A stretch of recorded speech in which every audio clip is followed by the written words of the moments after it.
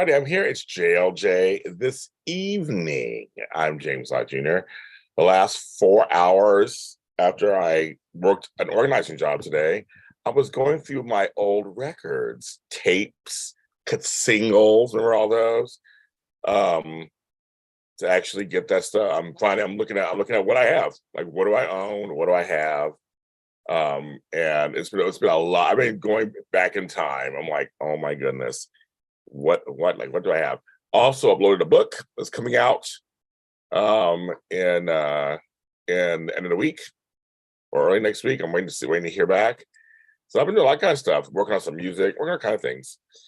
So I thought I'd come on for a little bit because I literally for the last I didn't come on today at all because I was busy working my other life.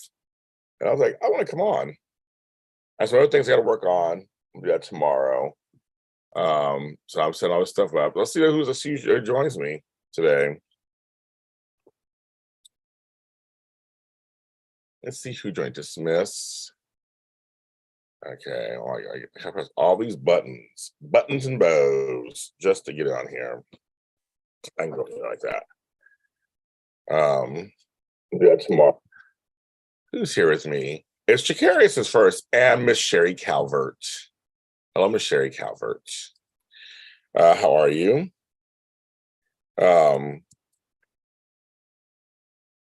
It's actually cooling down. It's hot in my house for some reason, but it's cooling down in LA this evening.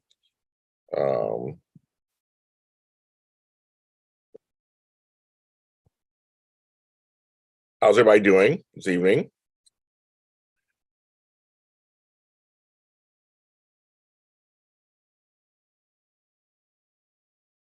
Hi, Kyrese Clark. Hello. How do you know me? How do I know you? Watch my shows, watch my soap shows, watch my Star Wars shows. You watch.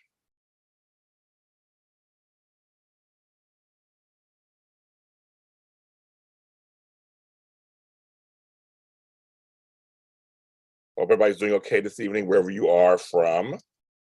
Well, I know two you're from, but I hope you're doing okay where you are, Kyrese. I'm just trying to type at the same time. Somehow I'm blinking on how to type all of a sudden. Like, why can't I? Watching the Aces game. Aces, I'm assuming that's hockey. I don't know. I don't know who the Aces are. I know you like football like I do, but I don't know what else you watch. You uploaded a guiding light review today, and right now, well, geez, okay, very good. I have some news about I have some news about that. About doing these reviews and who watches. You never know. I got a story about that in a second. I'll wait till more people come on, and I'll tell you that story. I have a story. So, um,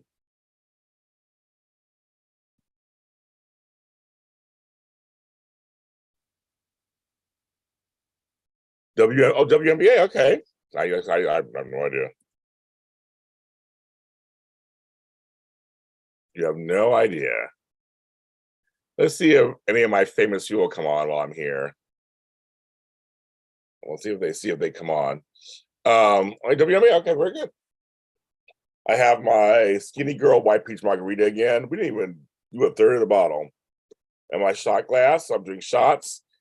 You donate one between $115 half shot, $16 up. I'll do a full shot. Last one I did 2 full shots and 3 half shots. So it's been good. It's been kind of consistent. So it's good. My phone is on silent.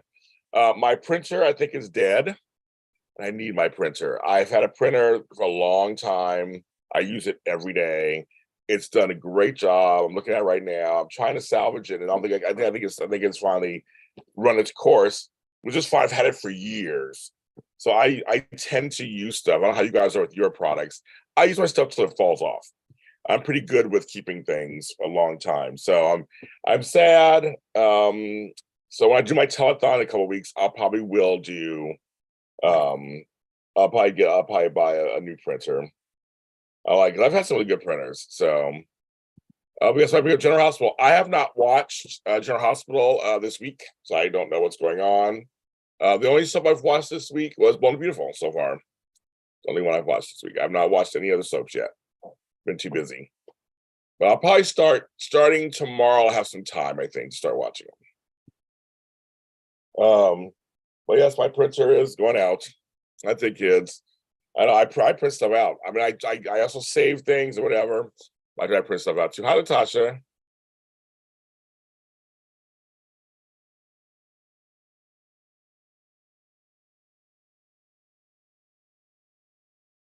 So I can answer an email.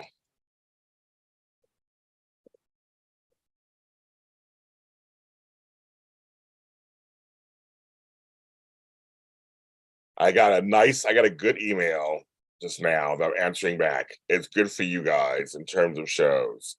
If you're a One Life to Live fan, the writer's strike at 12:01, it is over, and I've been trying to follow what the arrangements are. It looks like they gave the writers half of what they wanted, kind of, or a little more than half what they wanted. The AI component. I'm learning. I'm trying to read more. I've been busy voting the Emmys. I'm an Emmy voter for the children Emmys. I've been busy voting. It's a long process, folks. It's a whole process. So I've been busy doing that. So I haven't had a chance to read what they got yet. But this is a good sign. It is. It's a good direction. We still have the GWG, we still have the SAG-AFTRA. That's still next. This is a good sign. This is a good sign. So let's keep our fingers crossed, and then that'll mean that they'll get theirs too. But just know, nothing's happening until next year. This year's a wash already. It's already a wash. So they can do some pre-production stuff. But if the actor strike doesn't end soon, I mean, it really won't start until next year. So, but if there's nothing, we have to wait till everything's been thrown off now, and the holidays are coming up. So the holidays production's always shut down during holiday seasons. So there's always that too. But this is a good beginning, and thanks to all the writers and everybody who supported writers, who marched and picketed and everything. I was out there. I saw them and everything. I'm seeing some good night. I was able to catch you live. A great night. You take care, Carice. Have sweet dreams. You get some good rest. Hi, Meek. How are you? Make sure everybody you like while you're here, like the button. Make sure you subscribe to the channel. Make sure. And we're back this weekend. The soap shows are back this weekend. So on Sunday we are back. All three of them, Y&R, Bold, and General Hospital. We're back. I've been watching other people, but we're coming back, bitches. And also, my Zoomiversary is this Saturday, so sign up for that. Just $10. I'm inviting a lot of people to come to that, and I will be announcing probably tomorrow. But I told people on here, I'm doing my telethon 16 hours this time, from 8 a.m. to 12 midnight, Pacific Standard Time, on October 8th, which is Sunday. I'll be on all day and see who comes on with me. People are coming. I'll be inviting a lot of people, my famous friends and everybody. And some of the money I'm raising will be to get a new printer, because I need a new printer. I have this old Canon, and this Canon was a workhorse. It did its job, but it's time to let it go. But I'm excited to talk about the shows again. I'm excited to be reunited with Candace. I'm with Candace all the time. Tammy and Amanda. And I'll be excited and I see Frank already in my Star Wars shows, but it'll be nice to talk about General Hospital with them. So we're looking forward to that.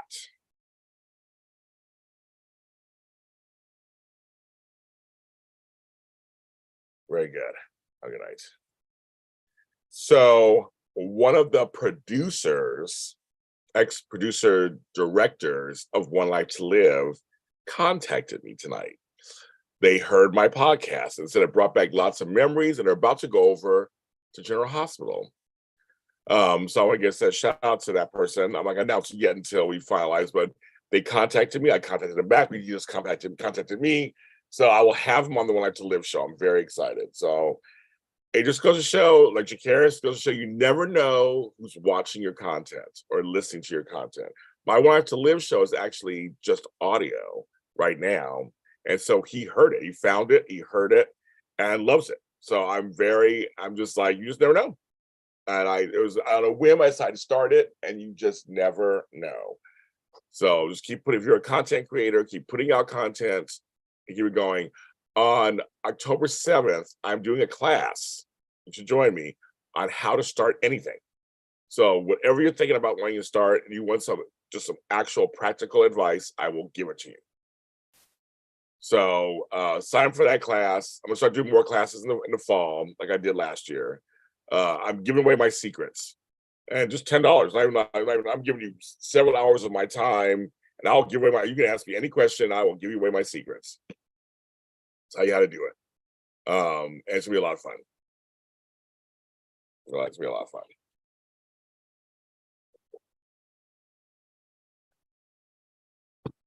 So I'm just telling you, I start ventures, I try things, see what happens, and then you never know. Like some interesting things come out of it. You never know what comes out of it. So it's like the internet, interwebs are vast, and people are just online. People are online. You guys are online. I'm online. Everybody's online. And you just never know what's going on. Yeah, I know that's gonna be so. Yeah, that one. I will. You'll see me. You'll see me on. You'll see me. I will be eating. I was on 7th. Okay, well that's fine. I'll do another one of these. I'm sure. Well, you took one of my classes before, so you kind of. I'll do another one of these. One of those. But yes, I will. I will be eating on. I'll be eating live. Annie Goen is on here. Wow, I haven't seen Annie Goen on here on a nighttime show in a while. Hi, Annie. I will be eating live. I'll be drinking coffee live. You're going to see James Lott Jr. Unplugged from 8 a.m. to 16 to 16 a.m. No, to oh my God, what was I'm like to midnight. So midnight. It's Tony JC. Like I said, anybody wants to come on, I'll send the link. You know that. The nighttime show's different. Anybody wants to come on and join me, I'll send you the link. But yeah, so I have my shot glass, I have my food, I have my skinny girl ready. My stuff ready. There's Chandra. Chandra's here now. Wow. Okay, yes. What I did today though was something very kind of serious. My Aunt Gina, who almost died a few months ago, amongst the others almost died in my family, who's recovering at home. Some young kids broke and ransacked her whole house. It was disheartening, heartbreaking. They didn't really get anything. It's the whole house. So I went over there today to help clean it up. And I gave her back her living room, her back porch, both her bedrooms are now back to normal. The trauma's still there, of course, but I made sure she could go in her rooms and be okay. So I had to do that today, and that was very disheartening, but very rewarding to do. I beat it for ashes. It was very rewarding to do. So, but she filed a police report. Who knows what's gonna happen with that? And she wasn't hurt, thank God, and neither was the dog wasn't hurt. So, but it's and like she said, she saw them. It was young black men, and we're just like, why is this happening? It's supposedly decent neighborhood. It's just disheartening if that's the choices they're making, that they feel they need to rob people. I know. It's just, but like she said, it's like she was like, I don't even want to like get them arrested. I want to sit them down and get a switch, and beat their asses and talk to them. What are you doing? Because they were young, they were teenagers, they were young. They look like they're looking for money. So they're just going through, drawers and closets, and we broke some of her stuff. And it's just like, they're really gonna rob for your elderly.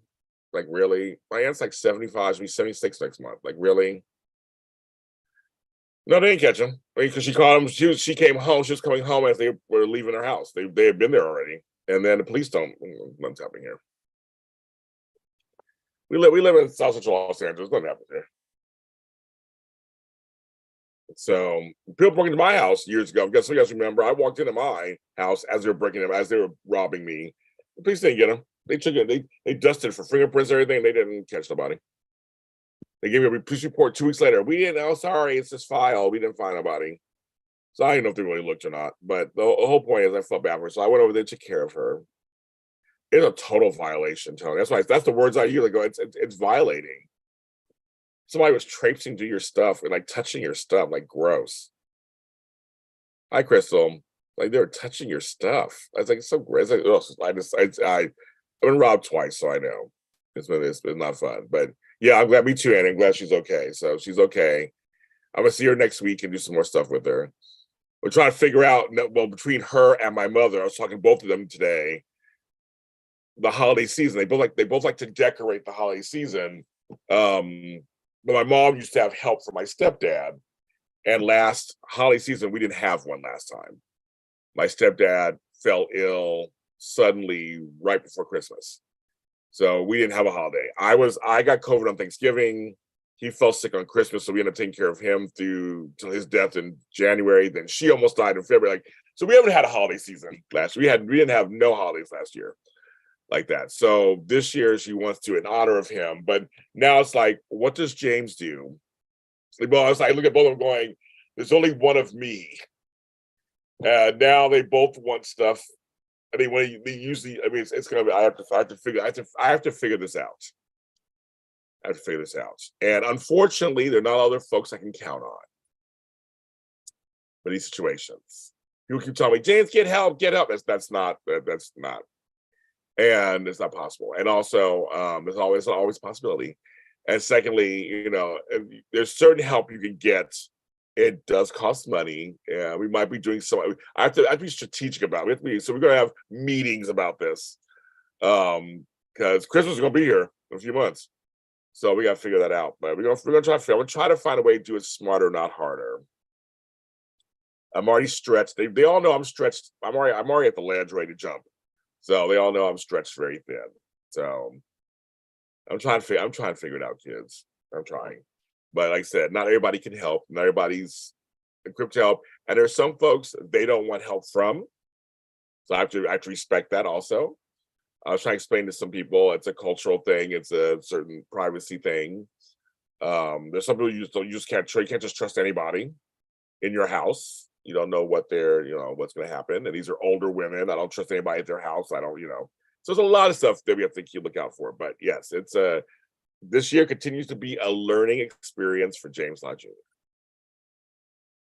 So I'm always ready to jump over and say goodbye to everybody, but I'm still here. Still here. So yes.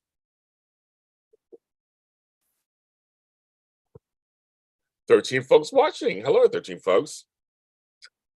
I might do a poll tonight. I haven't decided yet. I've not decided yet. So my Star Trek fans have not watched Ahsoka yet, so I'll watch that later tonight. I watched that yet. Haven't watched that yet. I haven't watched any soaps yet, except for Bold and the Beautiful. That's the only one I'm caught up on. I haven't watched Young and Restless or General Hospital yet. I haven't had a chance to catch up on those. I'm caught up on Big Brother that I watch Sundays.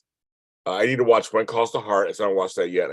And All Rise is back on OWN. The first episode was the bomb. Loved it.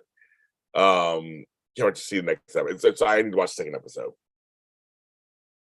So I'm very excited. So that show is I'm so glad it's back. I'm so glad OWN picked it up and it's keeping it going. It makes me very, very happy. The show's really good. The show's really good. Really good. See everybody saying hi to each other. Of course, I love it. Everybody saying hi. Hi. I know mine's DVRing right now, Sherry. Like I said, I'm gonna watch I always watch the first couple episodes of Dancing with the Stars. So you gotta see how everybody does, introductions, of the whole package. I like all that stuff. I like all the pomp and circumstance. And then I usually stop watching after a while because I know it's all fixed. What did I say that out loud? I should say it's produced. That's just saying. I'm watching Big Brother, and I think it's produced also on some level. I hope Cameron wins. I don't want Jared in the house anymore. I don't want him to be there. I don't want him in series with Final Two. They're trying their best to make it happen, the producers, but I don't want it to happen. So let's let Cameron win and get Jared out the house. That's my opinion about Big Brother 25. But yeah, my Dancing Stars is deep right now. Dancing Stars is on right now. It's actually on. Well, for you guys, yeah, it was tonight. where you are. The haves and have-nots. I've only watched a few episodes of That Beauty, and I'm not a Tyler Perry person or whatever, so I don't watch stuff, but I watched a few just for reference. So that show's on like what, 5 seasons, 6 seasons. So the premise was great. I just can't care. I don't care for the writing. The ending of Why Not was good. Say made you smile. Okay, very good. Okay, I don't know what's going on, so I have to watch. It's good. So yes, Tony, for you, it was on. I keep forgetting. It's on now for me because I saw my DVR was DVRing it. And I was finishing up Bold and the Beautiful, and I was like, oh, okay. I was finishing it up. So I did that. So I did that today. Filmed some content for Patreon. Then I went to the bank. I had to get a new card. My bank switched over. It went from Bank of the West to BMO. So I'd say they're nice folks in my bank, but they were having issues with their printer. Like mine too, printer issues. That's what it was. So I took care. That took longer than I thought. I had a sandwich today that I'm not sure I liked it. I felt like I did the first couple of bites. I was on wheat bread. I'm not doing a lot of bread. So, but this just for I said I'll just get a sandwich. I was like starving. I needed something quick. It had turkey. It had bacon, so 2 things I like. It had mango chutney, which I usually like too, and some lettuce and tomato, whatever. I think it was. I eat all the bread, but I thought I ate most of the innards. I don't know. The mango chutney I think was a little too sweet for me. So I'm not really doing sweets right now. It's a little too sweet for me. So I think it was a little too much. But I was like, first I was like, oh, I like this. This is really good. Then it was like third bite in. I was like, yeah, it's a little too much. A little too much.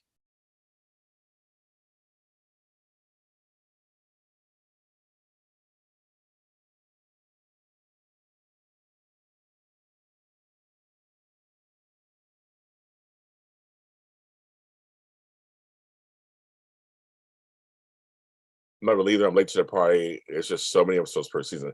I know they have a lot. Now the Oval again, not a fan either, but I watched some of it because of my girl Trisha Story. I wanted to catch her on it. It's just I just can't. I can't do his shows. I just can't. I admire him. I admire for what he does. I'm not knocking his hustle whatsoever. And just for me, it's not my cup of tea. But I checked it out. He's employing black folks, so I love it. But I did check it out just to see. So you see, Shonda's wondering what you think, Beauty, at some point. So share your thoughts at some point.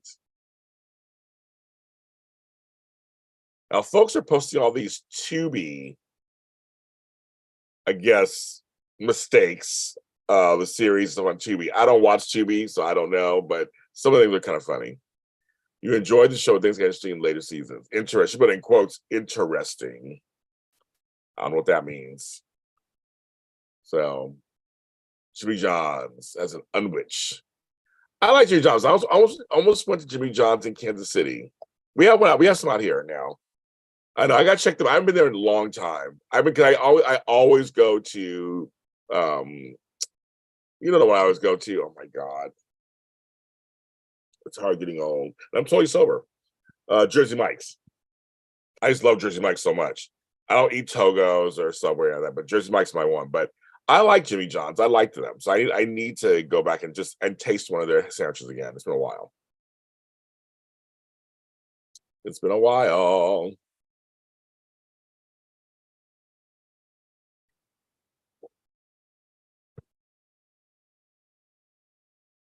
I gotta try it.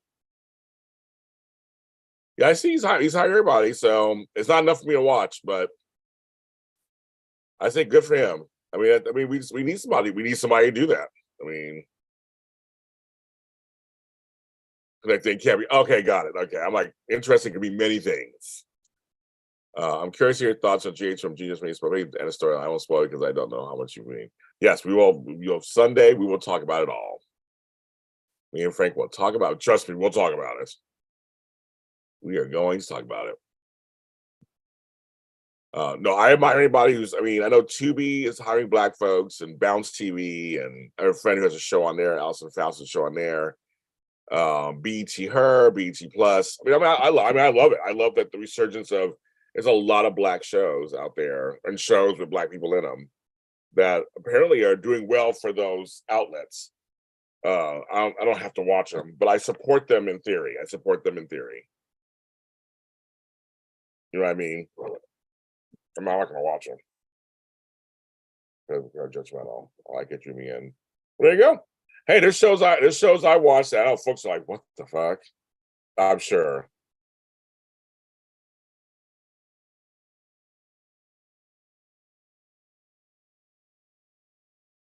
Yeah, I'm sure. I'm judgmental and critical, really. Sorry. Um, how would it be if mom not would nope, that will never happen. First of all, they both have houses they own. They both own homes, and they both got lots of stuff. And their temperaments, it wouldn't work. They each have a dog. They're almost identical. They each lost their husband. They each have a dog that's demanding, the princess. They each have a lot of stuff. They each live in houses, and both of them are stubborn. So no, that would never happen. That would never happen. And like my other aunts, that wouldn't happen with her either. Well, they don't know. Nobody lived together. Nope. They each like their spots. I love the Upshaws. I'm all caught up. I watched everything. Love the Upshaws. Love the Upshaws. Love the Upshaws. Love that show. I've watched every season. I'm caught up for the latest stuff. I love that the show is so good.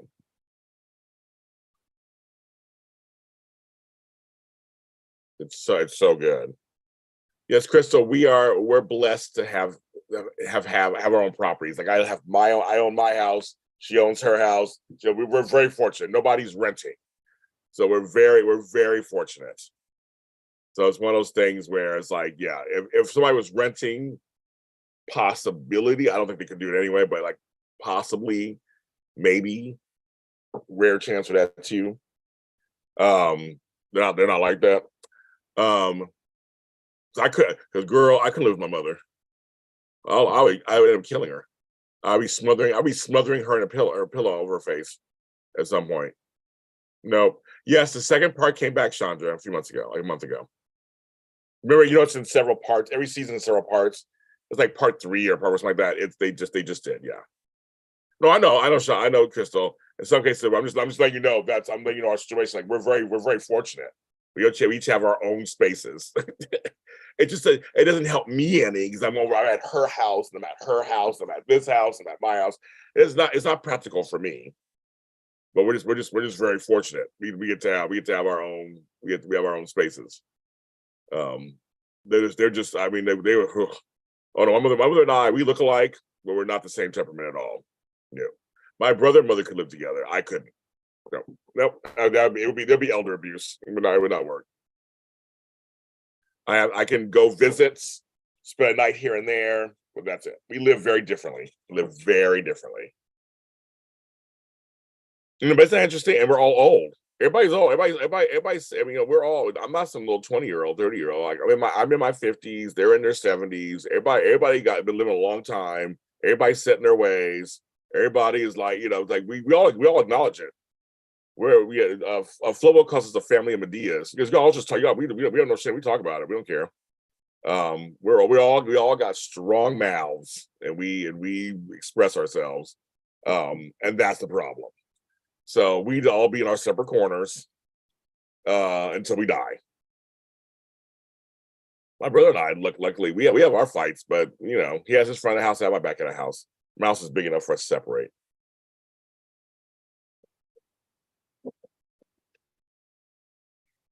No, it would be elder abuse. I'd be like, yeah, I gotta get out. You'll see me on the news.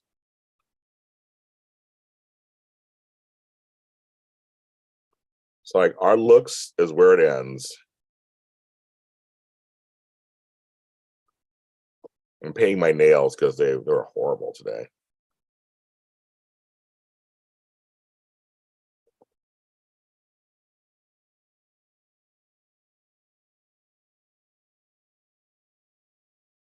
When I left home for college, my grandmother moved in with my mom and my brother here.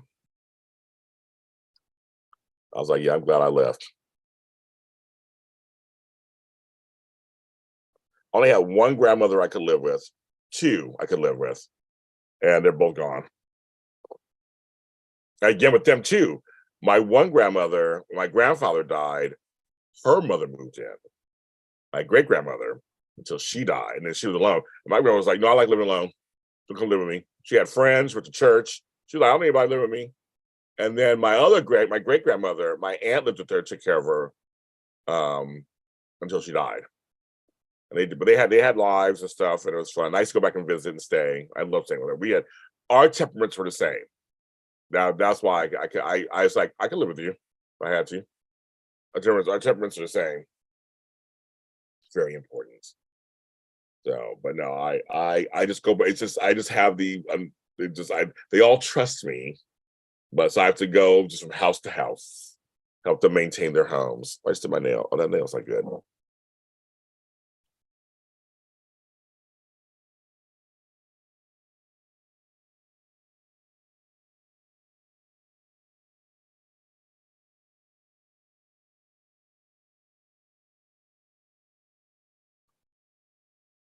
So yeah, I just stay here in I like my room. I love my garden. I love my plants. I love my space too. But my sister was all, if her man dies, she's moving in with me. I'm like, you sure you want to do that?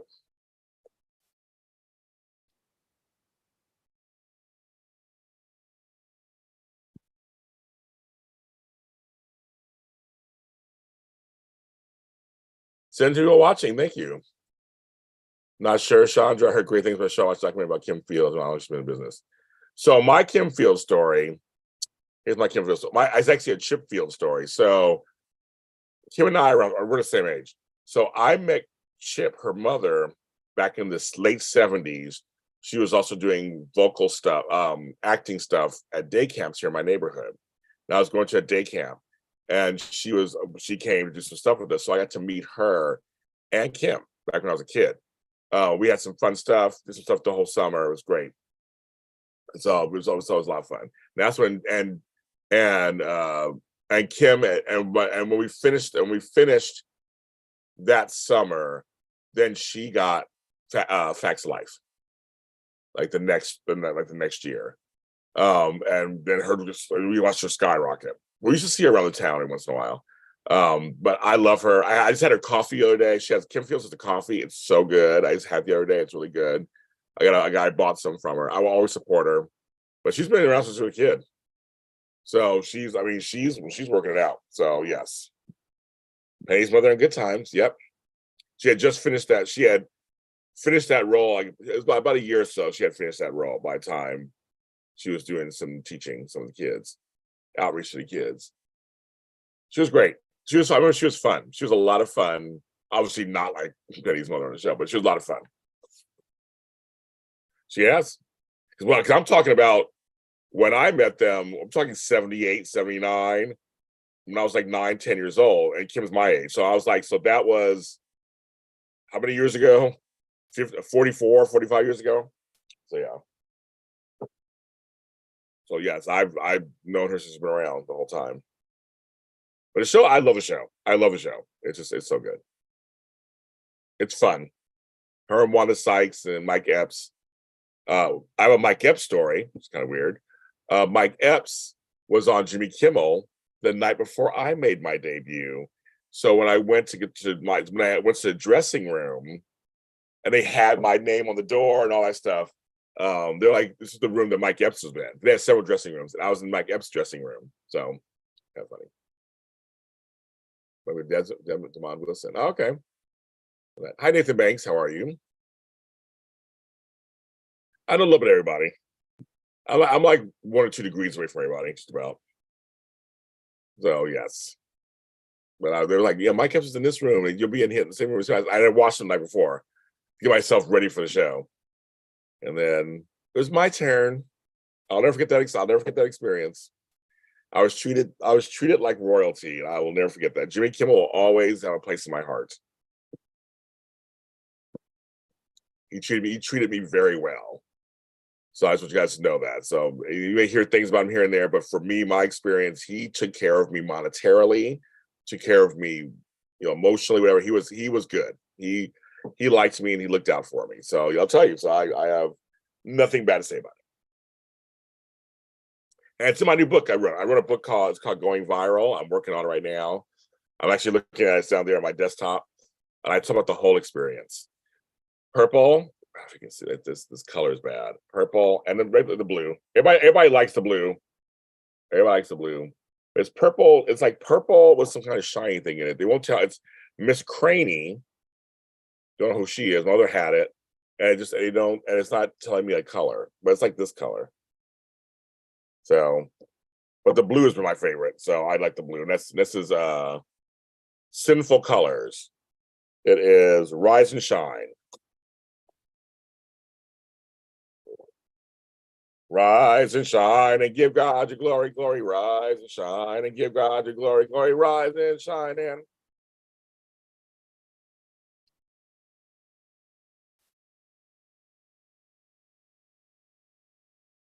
this one is not Sinful Colors. I have LA Colors. I got Sinful Colors. I was wearing this for a while, like this color. That's Sinful Colors. I have LA Colors in here. Then I have OPI. OPI again. I guess I used it. I mean, more LA Colors. Okay. I gotta buy some more. Well, thank you. They're both fun. LA Colors be getting sold out. I've been going to Dollar Tree, whatever, and it's like nothing in there. People, they must have heard you, Sean, and they're all going there buying it all out. Like, where is everything? Where'd it go? Oh, like, dang. My thing is leaking. Okay. Sorry, my drink is leaking. My Skinny Girl. So I have no shots yet tonight. Half a shot, $15 and under. Full shot, $16 and up. I'm waiting for somebody to get my first shot. I've done nothing. I'm completely sober right now. Well, my family moved to Arizona. It was the best day of your life. Okay, very good. I know that certain cities can make you happy. Yes, I can agree with that. No, if the fireplace, everything's. I'm getting TV a rest tonight. I know. I'm gonna give TV a little rest. Sometimes you got to turn off your electronics. Sometimes, so it's just this tonight. It's just me. I know.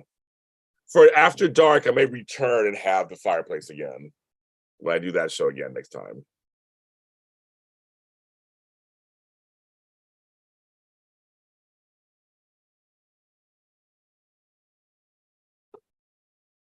And thank you, folks, for supporting these late night shows. You guys are actually watching them and listening to them. So thank you. I appreciate that.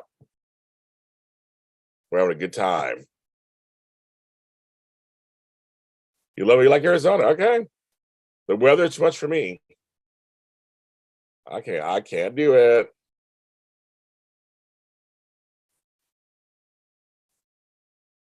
I have a friend in Phoenix. I need to visit. He's in downtown Phoenix. I need to visit him. That's my next one of my next trips. So how was my day today? So like I said, I got up this morning early, made my coffee, went to my aunt's house to help her clean up her house.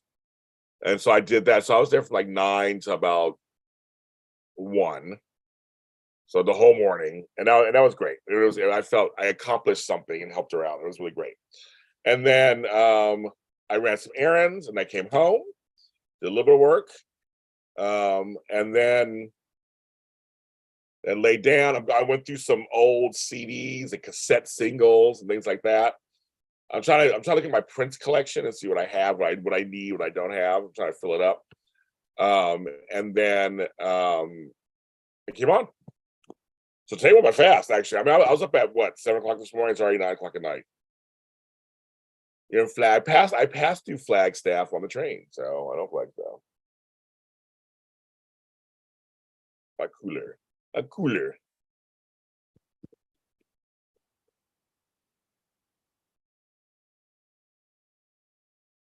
I'm glad I made one of these lives. Yeah, that's the point. That's why I do these. These are very much like my late night IG show. But I really enjoy YouTube. I'm enjoying YouTube. I'm enjoying the interaction on YouTube. So Angel Blue, the WGA strike is officially over at 12:01 p.m. Pacific Standard Time, or AM Pacific Standard Time.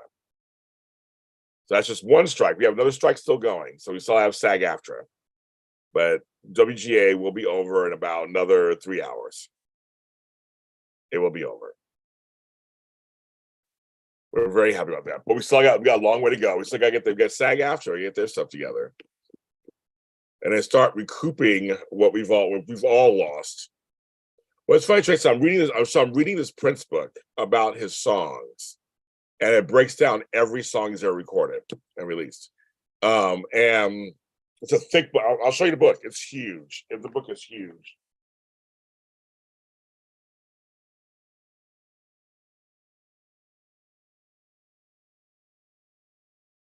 It's called Prince, All the Songs. It's this big. And this is where I'm right there. I'm on the Parade album, which is the music from Under the Cherry Moon. I'm right now on this page, reading about his B-side songs. Look at Prince. It comes with pictures. It tells you everything. I mean, it's a beautiful book. And it was given to me as a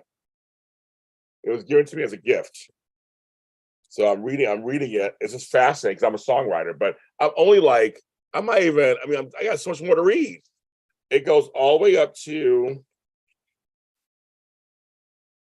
oh my God, where's it go up to? It goes all the way, I don't even know what's going on. It goes all the way up to his last album before his death. Oh no, it goes up to ones even afterwards.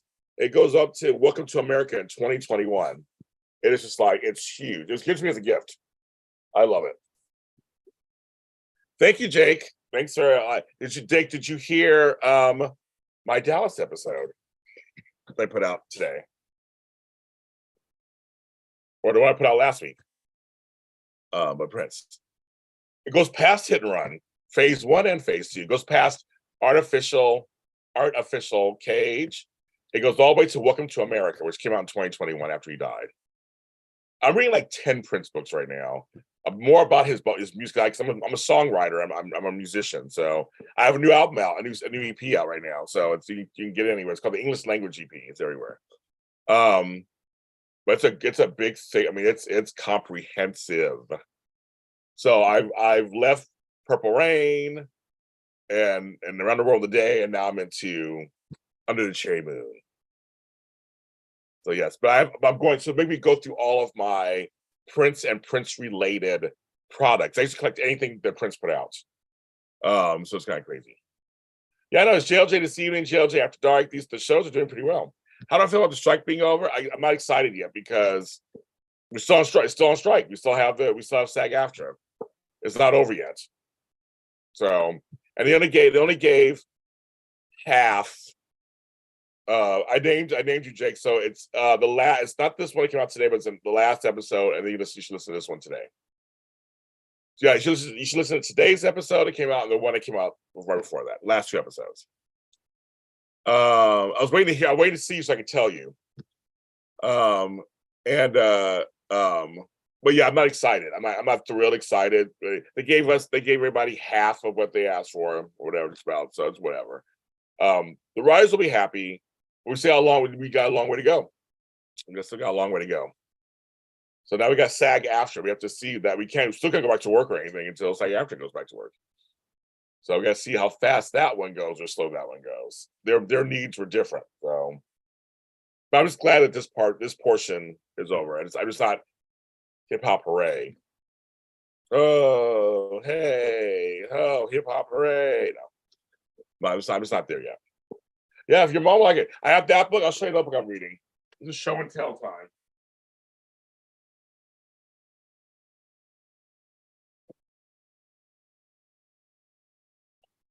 I'm also reading this book that's comprehensive too, from the Parade and Silent Times era. Again, it goes comprehensive because comprehensive. It goes into all the song. It's all about his songwriting. It's all about the stories of his songwriting. And so I'm reading this book too. It's like there's so many books. I read his Beautiful Ones book, which was beautiful. Yes, the writers stopped their strike today, and the actors are still on strike. There were 2 separate strikes going on. 2 separate. There's more Prince books I want. I put in my wish list. There's more Prince books I want. So, but it's all I'm not, because I like to read about the behind the scenes process. So what I have over here.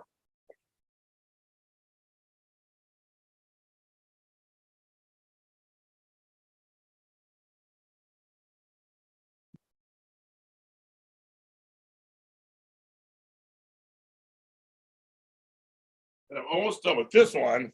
This book feels nice. The Beautiful Ones. It has this weird like feeling. And it shows his handwriting and stuff. I'm half all the pictures, but it shows how he's writing stuff. Like it's just I'm getting towards the end. So Friends with Fro. Friends with the Fro. I love it. But this book feels nice. That's the way it feels. It's a beautiful book called The Beautiful Ones. He was so cute when he was younger. Very cute. So I have that one. But there's more I want. There's more. They're very nice books. 2 of them were gifts, and 1 I bought myself. Or all 3 gifts. No, 2 were gifts. The first 2 were gifts. I bought this one. The other 2 were gifts. Oh, very good. That's good. You go on, girl. Yeah, I'm very happy. I'm going through and I found all this print stuff that I have you cannot find anywhere. I have stuff out of print. I have singles, cassette singles, CDs, albums, 45s, all these B-sides. Because when he released the hits, the B-sides, he still left out some songs he didn't put on there. I have them. So yeah, Jared's good. Thank you. Yes, my music and race thing. I know I love Jared. He's funny. He's great. We always have good talks.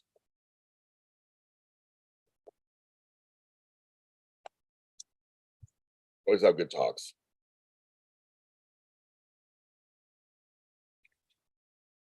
But yeah, those books, I just like reading about them. See what they're talking about, the process, what goes into it. It helps me with my process. Can I go, oh, okay. So, but I like reading about the behind the scenes stuff. So there's some fun books. There's more books out there. Touré has a book out about Prince that I want to read. That's on my wish list that I want to read. Because Touré interviewed him several times, so I want to read that book. Too. You resolve it yourself. See, I'm not a music snob.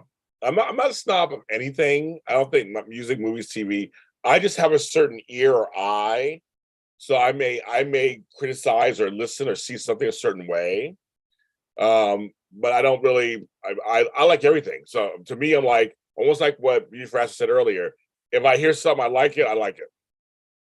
I don't, it could be a guilty pleasure or whatever. I don't really have like you have to be this way. But I know people in my family who are.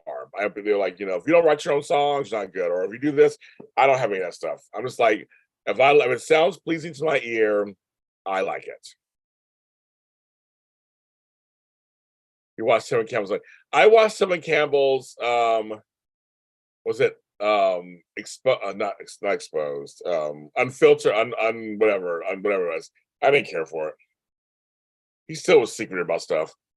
But Tevin Campbell had he had Quincy Jones on one side and Babyface and all them, and he had Prince on the other. But he was so young. Like, how amazing was that though? And they both produced some great stuff for him, but it didn't go any further than it should have went further. But anyway, he had problems and stuff. I don't have that. I don't have that one. Sean is probably on my list. But what I do have wasn't unsung. It was something else. It's the other show they have. Oh my god, where they talk, and it's called not unfiltered, not unexposed. I forgot. I'm blanking out the name of it. Uncensored. That's what it's called. I saw he did Uncensored last year. I was like, Tevin Campbell. I was like, yeah, whatever. But I do have the Randy St. Nickel 21 Nights. I wonder if I can pull that, if I have that available. Let me see. Let me see if I have that really available.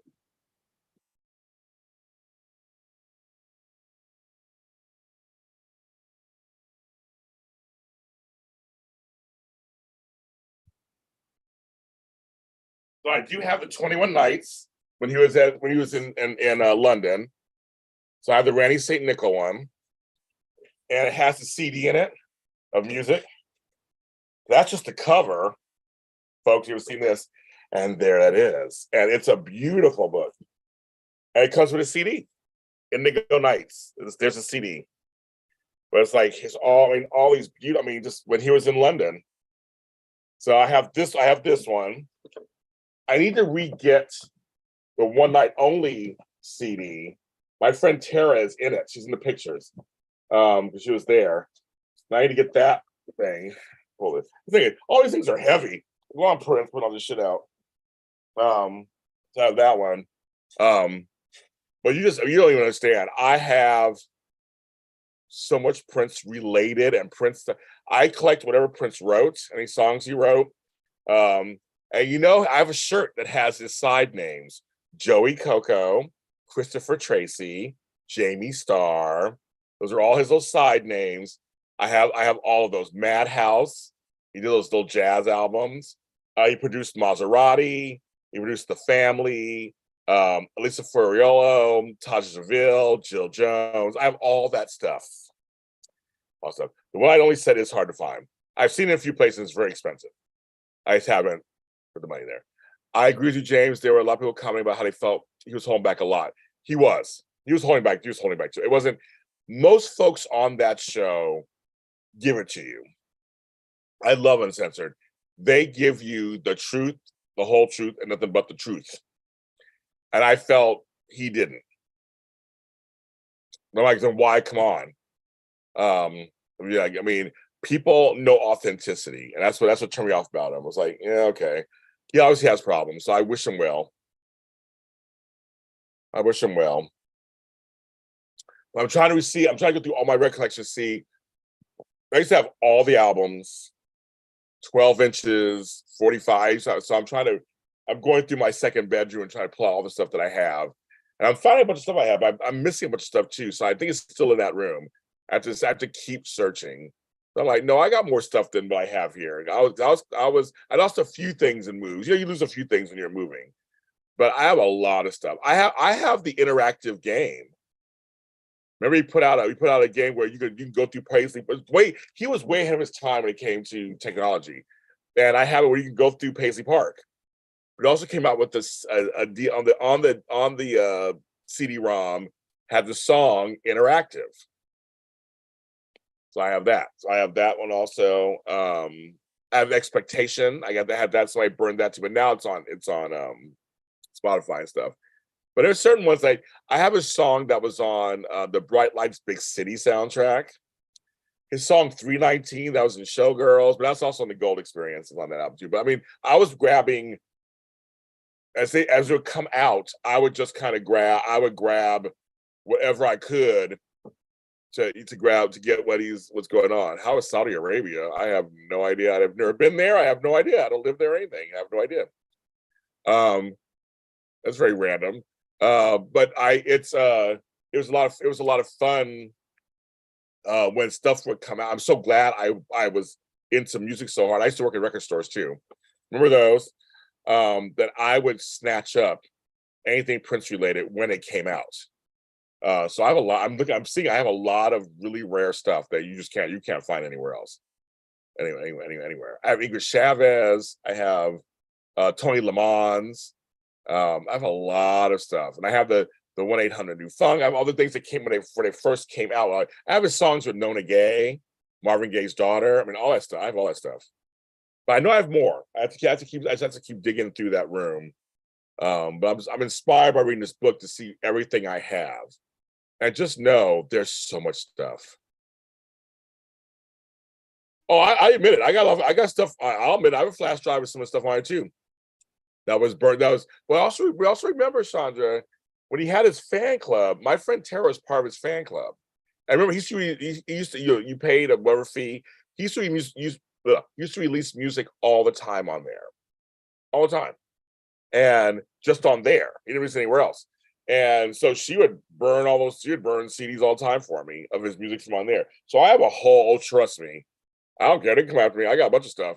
I'm not selling. We're not selling it, Chandra. We just have it. So I mean, I have it. So it's a bunch of stuff. Well, remember, Tracy, also, Tevin Campbell did a remake of Shh, which Prince did on one of his albums, and then Tevin did it on his album. That was written by Prince also. Prince also wrote songs for Martika. Remember? Love, Thy Will Be Done. That was Prince.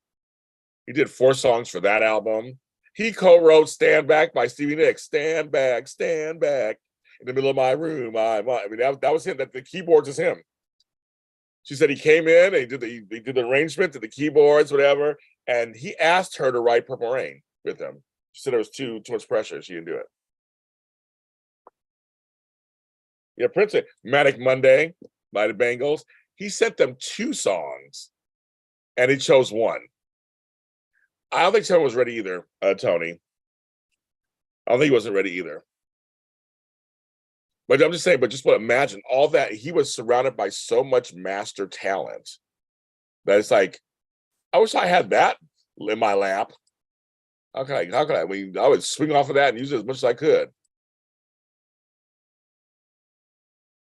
Well, that's the thing too. They said, well, remember when Prince became Jehovah, they said he would always he would testify and walk around and go to people's houses as a Jehovah. They said folks would be like, "It's Prince at my door." Like he did follow it and stuff. And yeah, he did a lot of charitable work. But the writing stuff's been and reading these books has been kind of, and I've knew stuff over the years. It's been kind of funny because you'd hear these songs, that's Prince in the background. Jamie Starr, that's Prince. There's a lot of stuff that you would kind of laugh that he would do things for no credit or under credit on another name. Prince, where I relate to Prince is that I have a lot of ideas in my brain, and so does he, and I'm always trying to get them out. I'm always writing, I'm always producing, I'm always doing something, and I feel like he was similar. He always had ideas, and that's why his vaults, I'm sure, has vaults have a lot of stuff in them. I can't wait for that Diamonds and Pearls set to come out. So I think I want to buy it. That's one of the things I want to get myself for Christmas. It comes out next month. Big, because the Silent Time set was really good. They gave us a lot of stuff. Side note, I'll give Michael Jackson's estate did a good job with the Bad and Thriller sets editions. They did a great job with those too. Oh, she's wide awake, and I said, "You're welcome to come on if you. I mean, welcome to come on." But she's wide awake. So, hi, mommy. She's awake. She's like, "Shit, I'm awake." Well, I'm awake. But whenever she goes to sleep or whatever, you want to come on. If I'm still on, you come on. But yeah, Prince was doing stuff off camera. He didn't require a lot of whatever, but he helped a lot of people. I mean, he worked with a lot of people. He helped Shaka Khan and Larry Graham, and they helped him. And Larry Graham got him to Jehovah, of course. He did stuff, with Sheena Easton and Deborah Allen. I mean, he was out there just doing it. I've been on an hour and no one has bought me a half a shot or a shot yet. I'm shocked. So far, I've been on it. I'm still sober. I've been on an hour and I'm still sober. I haven't even got and this stuff is only 5 calories. What is it? It's really low calorie. That's why I said I'll do Skinny Girl because it's low calorie. I'm trying to lose weight. I'm sitting here still sober. This thing is dry. I haven't done anything yet. Can We Talk? Good song. Yes, it was a good song. Yeah, no, Tevin had promise. He had promise, but he was at that weird, he was like 13, 14. It was a weird age. I mean, first of all, if he was a young adult, it may have been different. Because then Prince and Quincy and all of them could write some different stuff for him. That may have, brought him up there, but he has issues too. So I mean, I think there's, stuff happens. I do the Mace. So, but these books have been just so invaluable. And these folks really did their work. And there's an Apollonia podcast where she's inviting everybody on. She actually had the writer of one of these books on there, Dwayne Tudall. And they really go in depth behind the scenes. She had the girls from Vanity 6 on, or Apollonia 6, whatever, on. She really, they talk about everything. They talk about everything. They're saying you're a lesser DL. You know, I don't care what anybody thinks. You know, I don't think anybody, you know, anybody thinks. It's, you know, Prince was like, he liked working. I say he's one who just, he devoted his life to his work. That's what his life was, his work, his work was his life. They talk about how he went on vacation they sent him to Brazil for like a couple of months to relax. He was gone for like a week or two. And he's like, okay, I'm done.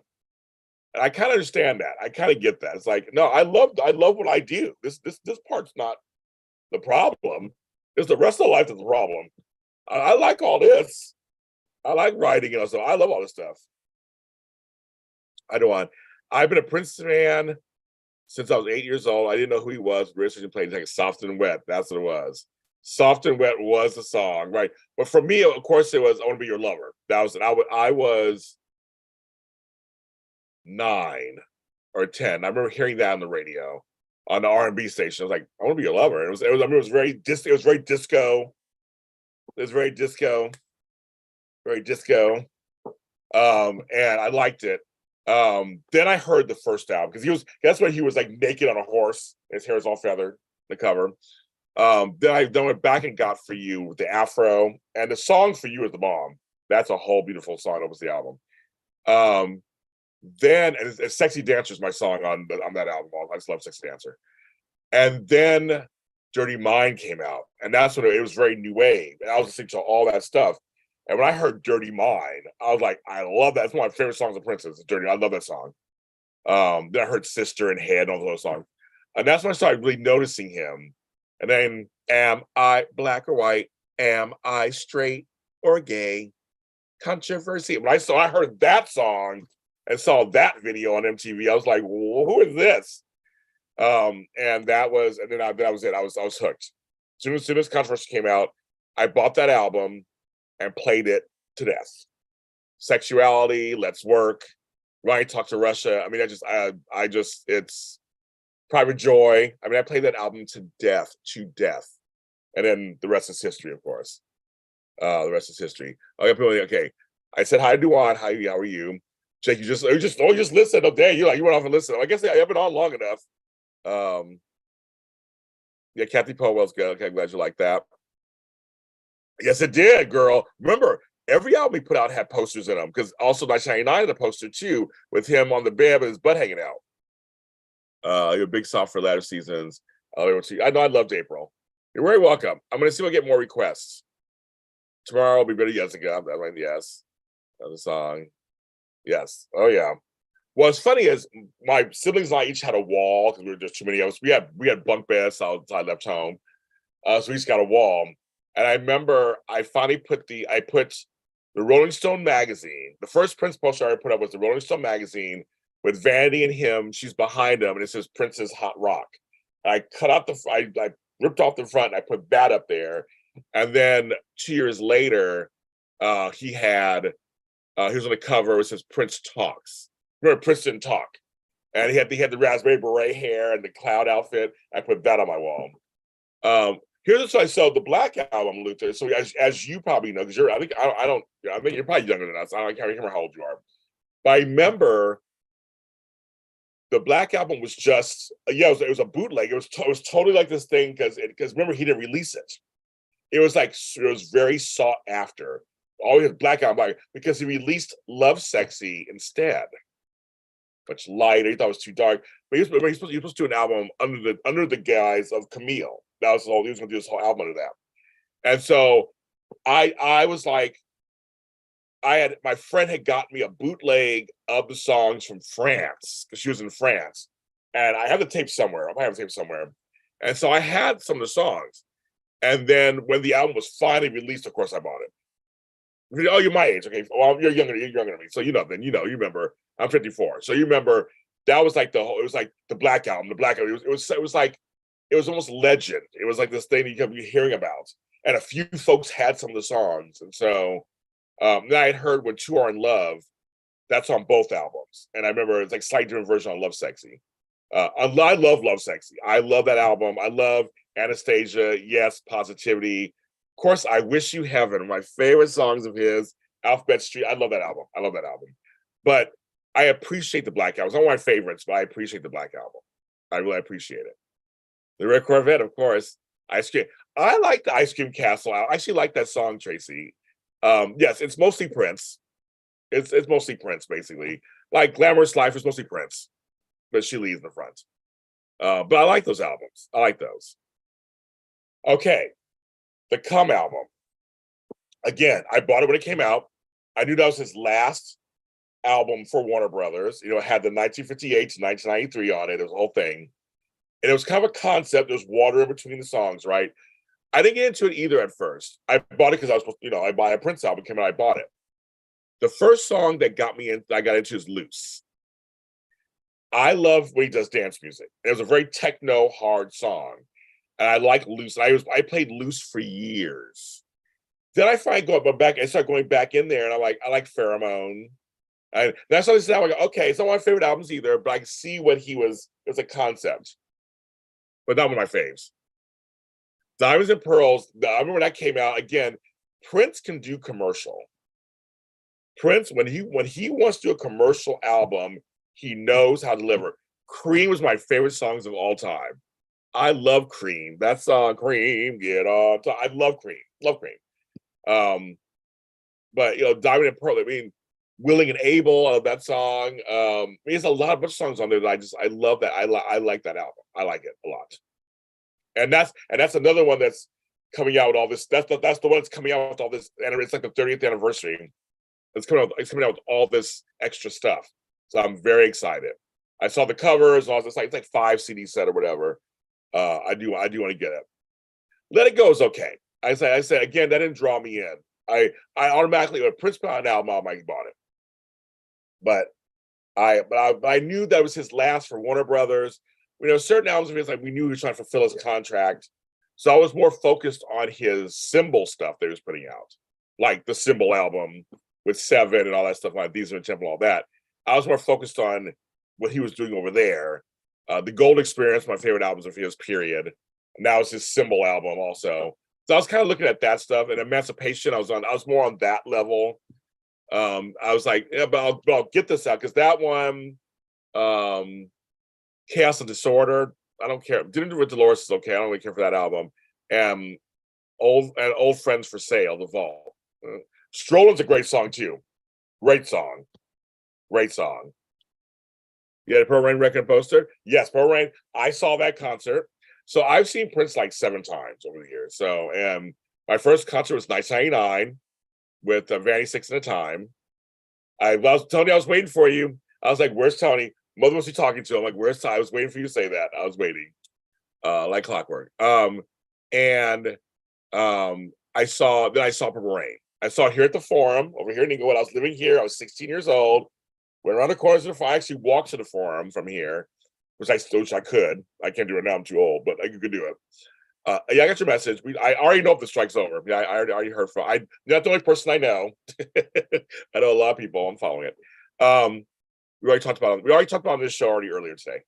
But no, I walked over there, and the one part that everybody was talking about is the point when Prince is in the purple tub, and and the purple like water is coming down. He's in the tub singing. That was like, everybody was talking about that part. Of course, everybody wore purple.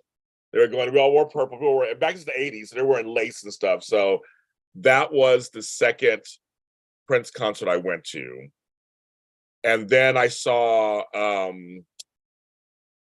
those two. I saw Musicology, where you got a record with your purchase. So that was kind of cool. So Musicology. I saw when he was trying to save the Forum, the Welcome to America. He did 21 nights here. He was doing every Thursday, Friday, Saturday. And so if he did it for like 7 or 8 weekends. And so I went and saw him twice. I said, the ticket was only $25. He made every ticket $25. And I thought, I love that. And he said, and he said he was trying to save the Forum, but now the Forum's still here. I mean, I think he saved it. So I went one night. So when I went to Musicology, the opening act my night was Nick Acosta. And she was good. She had that one song I liked, but she was really good. My brother went to one here in LA at Staples Center, not Staples Center anymore. Sheila E. was the opener. But I saw Sheila E., of course, Purple Rain tour.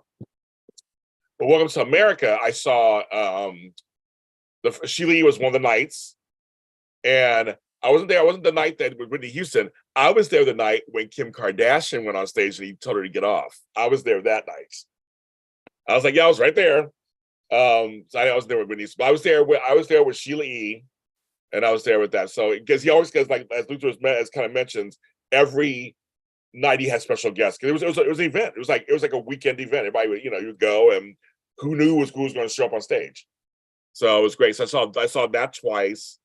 And then I saw him. My daughter saw him for the one night only tour. He was going to the small venues doing one night only. So she saw one of those in Sacramento. And then I saw him one more time. After that, and then he died. So I saw him for Artificial Cage. Then he died. He was doing some stuff. He was always in the Bay Area. He did stuff in the Bay Area, so we went and saw him. But I love the fact that he was always trying to, because when we saw musicology, here's the crazy part. So musicology, my friend Tara got us the tickets through his website when he had the website. All tickets were $75, I think. So, but you wouldn't know your seating. It was like you had to just, like, he blocked off. Sorry. We were seats 1 and 2, row 1. When we went up to Will Call, got our tickets. And I was like, oh my God. Like, oh my God. We were like, oh my God, we're number 1, we're in the first row. Prince was like right there. He was like right there. But he had reserved all these seats for all of his Prince fans from the website. So, I mean, Prince could yell at his own fans and I get mad at him. I guess like I do sometimes. But it was a lot of fun. We were like all right there. And so that's the first time I saw him. I was front row for Prince. And I made a Prince tape, which I have somewhere. We played all these Prince songs all the way down because he played in San Jose. And so I was living in San Francisco. We drove down, and my friend Terry and I, and for us, we have a 30-year friendship. So we had finally gone to a Prince concert together. We had the best time. Oh, the best time. Oh my God, best time. So I've seen Prince different stages of his life. Always a good show. Every single time I've gone to see him. Never disappointed. And plays for hours. So like you go there, get ready.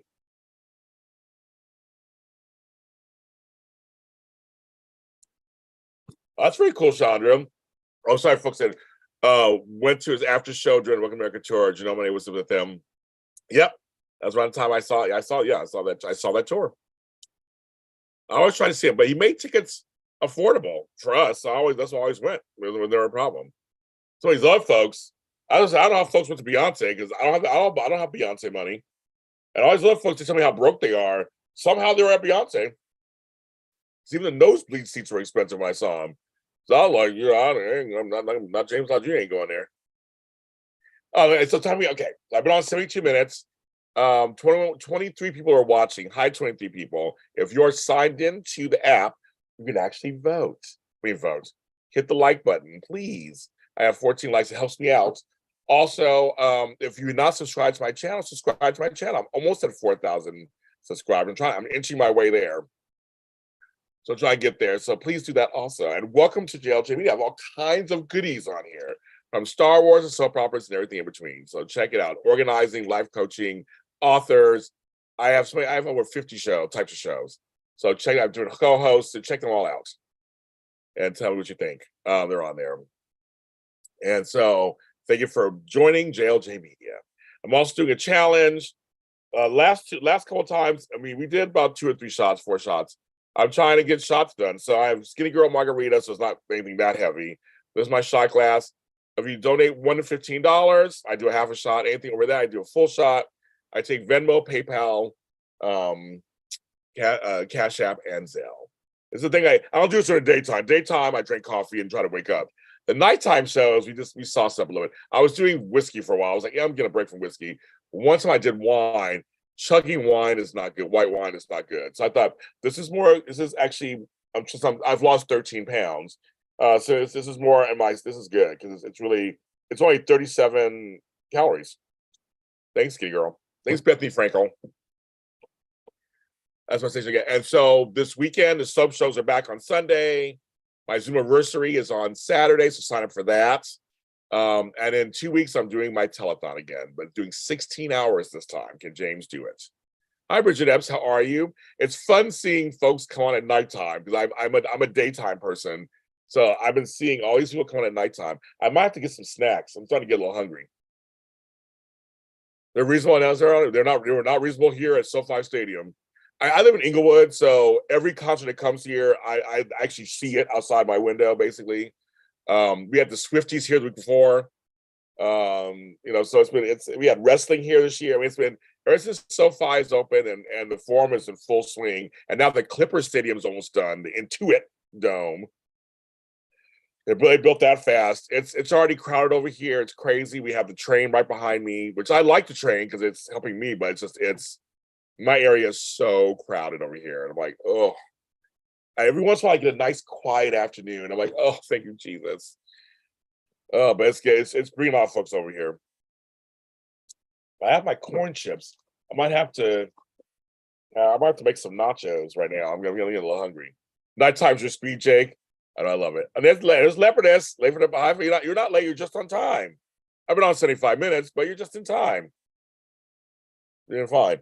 No, that's why I do these shows now, because there are a lot of folks who can't catch me in daytime because you're at work or you're sleeping or whatever. A lot of folks are up at nighttime. So now I got daytime, morning time, and nighttime and late night covered. I got a show for every time zone. So I'm gonna work this out. I love it. And I love it. I love this talk. We were talking about Prince and songs and concerts. I love that. I can talk music all day long anyway. So that's right up my alley. I'm gonna have to refresh my water though, because I think I'm getting low. I'm also on me asked her when to wear purple. Okay. On days. I haven't watched any. Like, don't ask me anything. I've not watched any soaps. I watched Bold, but I haven't watched any other soaps yet. I've been very busy the last couple of days. I might end up binge watching the other ones later this week. Would you ever do a cruise meet and greet? No, because cruises for me. Oh, Beauty for Ashes. Yes, given the first donation. I got to take a half a shot. Okay. Again, I actually keep track of all this stuff. Okay. Okay, so that's Beauty. Good. I can finally do a shot. I've been waiting to do a shot. Okay. All right, back. Don't go anywhere. Okay, so I'm doing half a shot. This is Rag and Bone, New York. I love their stuff. It's fancy schmancy. Thank you, Beauty. It smells good too, because it's chilled now too. That's good. That was good. Thank you, Beauty. That was good. Yum. No, when I go on cruises, it's for me to get away from people. I don't want to. As you saw, the last cruise I got recognized for my TikTok videos. But I was like, no, I want to go. When I go to cruises, I want to. Nah. And you know, you're stuck on a boat. Ugh, how many stuck on people? I want to be on a boat. James Elias. Yeah, I love you guys, but nah, I'm good. But I'll do a Vegas meet and greet or things like that. I'll go somewhere and do meet and greet somewhere else. My cruises are sacred. I don't do gay cruises. I don't do theme cruises. I don't do none of that shit. I like to go on a cruise and be anonymous and just fall into the background and do whatever I want and not be beholden to nobody. And when they have excursions, I do whatever the fuck I want. I don't need to answer nobody. That's what I like. That's why I love cruises. And I've done so many of them. So, but for me, I don't want to work on a cruise.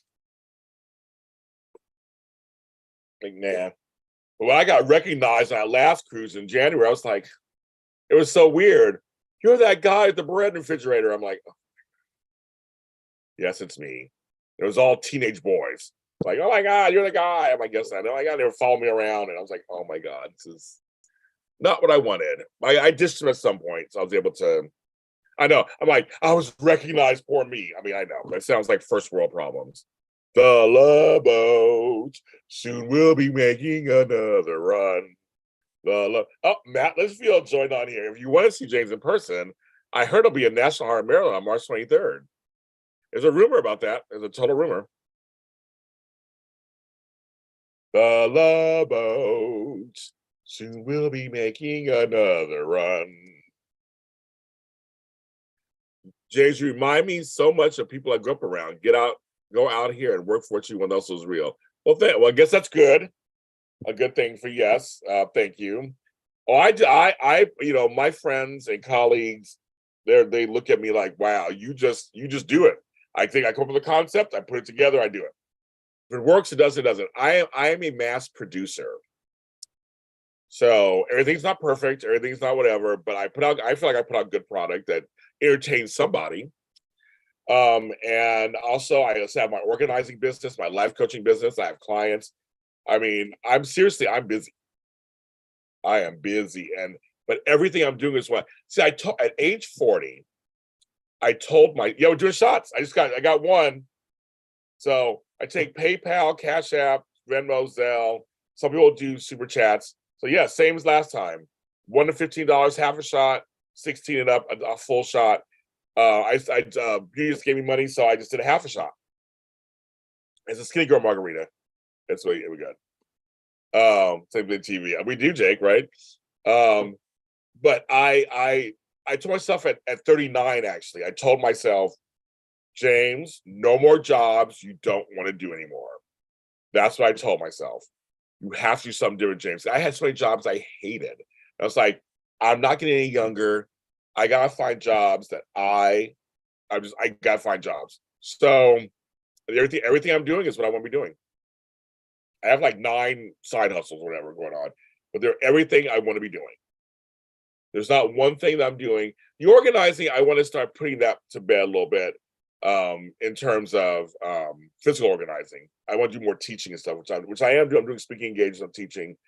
But right now, a couple of clients who just need me, and it's easy money. I know I love to organize, and they pay me well, so I do it. So, but other than that, it's not like I don't want to do it at all. So everything I'm doing is what I want to do. That's my advice to all of you guys. If you can, you can. Most of my family and friends started working at 15. Same here. I got to work. My mother went to me downtown LA to get a worker's permit so I could work. I always wanted we were poor, so I had to make money. So I always wanted to make my own money. I always wanted to make my own money. So my first job was a day camp counselor with my sister Lauren at the Hollywood YMCA. I took care of kids. So I did that for 2 years. Then I got a job at Music Plus Records. Went to the record store with my brothers and sisters. We had a good time. So yes, I have a lot of fun with that. I still have my corn chips. I'm now thinking, do I want to do some salsa? I might have to refill my water. Almost done. Since no one was doing this, I was like, I'm drinking water. I've been on almost an hour and a half. That's crazy. It goes by so fast. I came on like at 8 o'clock. Left at 8. It goes by so fast. We talked about so much so far. But yes, I'm a hustler. I just, you gotta make money. You gotta do it. My hands are somewhere. I'm always trying to do something. I'm always trying to do something. I like collaborations. I have collaborations. I have people I work with. I love it. We're all creatives. LA fosters that. I'm like, what I miss? Matt's here. Now Litchfield's here. That's what you miss. But I like to work. So it's not. So for me, it's stuff. Just stuff like this is not a. This is like do the hustle. Do the hustle. Which I can do the hustle. I was voted Hustle Disco King back in 1977, 78. Back in my local area. I always been a dancer. I like to dance. I was a big disco dancer, disco skater. I did all that back then. With my long feathered hair. And sometimes, other times, my big fro. I've always had hair. Everybody in high school, like James, always had hair. That was me. And my members only jacket. But yeah, I like to work. So I've always worked, took care of myself at 18, moved out on my own for 22 years. I was on my own out there doing my own thing in San Francisco. So, okay. Leopardess, she gave me some. Okay, Leopardess. That's okay. I gotta do another half shot because she can't have martinis. So I'm drinking for her. She's like, oh, when I was born. Every time you do that beauty for ashes, a piece of my gray hairs just die. Cheers, leopardess. May one day you may drink again. Yummy. Yummy. Love it. No, that's what I said. This thing, you see how tall this is? This is how many? It was like 32 or whatever. I drink water. I drink like 2 or 3 of these a day. I pee all the time. Yes. I started working in 1983, late 83, almost 84. So I've been working for 40 years. Isn't that crazy? Basically nearly 40 years. And I'm tired. No. Yes. Shot.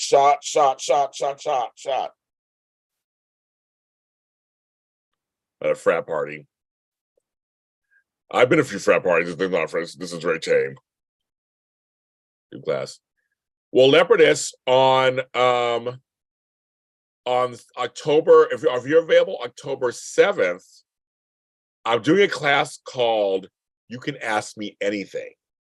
And I will give you practical steps on whatever you want to talk about. And if that's YouTube, I'm gonna do a YouTube class like later in the year, of course. But if you have writing a book, starting a talk, whatever you want. So that is October 7th. That would be 2:00 your time. You should sign up for it. You should come because it's wonderful. I'm gonna answer all you. I'm gonna answer all you. I'm gonna say whatever questions you have. People sign up already. I'll just answer the questions. So, but I'll do more classes in the fall and winter too. Also, Leopardess. I'm gonna start doing something. The summer was a good time for classes. The fall and winter are a good time for classes. But this is what I said. I'm gonna just do an open class where everybody can ask me something. And I'll give you total, direct answers from James Lott Jr. I'm gonna spill my secrets, my work secrets. I know Miss Mac has not come through yet. She must be on his spaces right now. You know how she is. She must be. You know, that girl's always running her mouth. She must be at spaces. But yeah, anybody wants to come on. I mean, Matt, until you guys want to come. I mean, I would totally, of course. I know you can't drink any morphine. I will send links to people. You know that. I'll send links to you guys. You guys might come on. You know that. I'm just getting started. I've been on for 87 minutes. I'm just getting started. So let me know. I'll send it to you. But while you're doing that, I think I'm gonna get my water. Do that because I want to continue drinking water. And I'll be right back.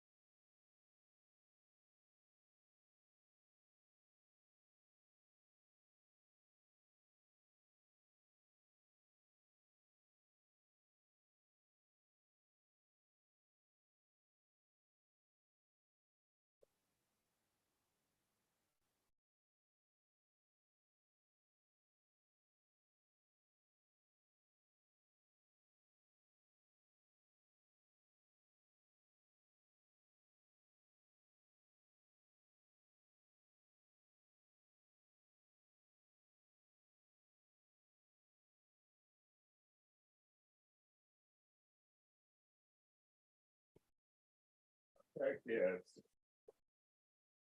I refilled my water. Ow, shit. Refilled my water. Oh, shit. I think almost fell. The rest of us Swifties.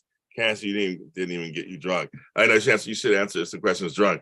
It's hard to get me drunk. Guys, try it. It's hard to get me drunk.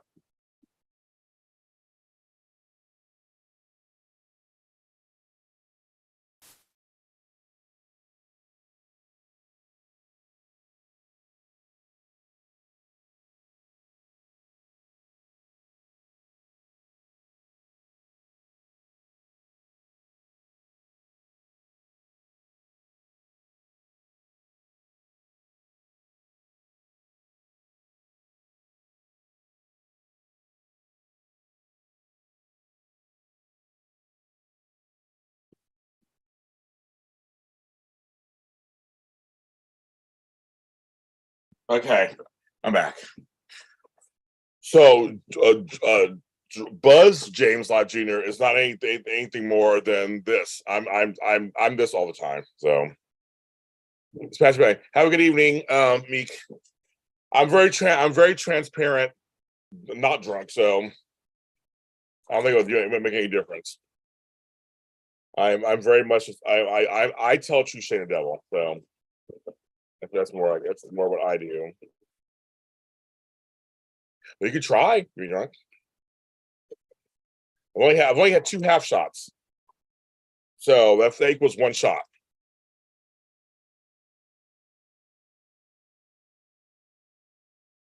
I think chips.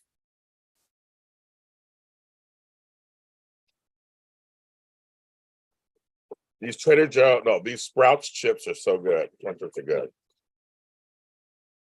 but they all split into little pieces.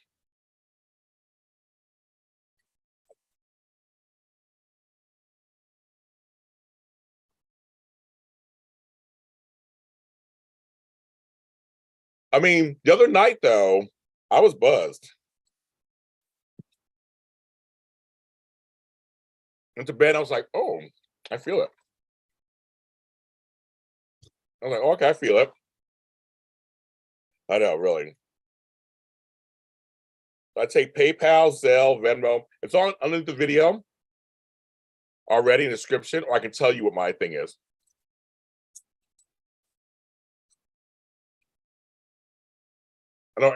Each person prefers certain methods. If it wasn't for you guys, I would have got Zelle or Venmo or CashAPP or all that stuff. The fans told me to get it. I always had PayPal. I always had that. But the fans told me to get stuff. They're like, James, because I was doing all this on here, and some fans were like, I don't want to do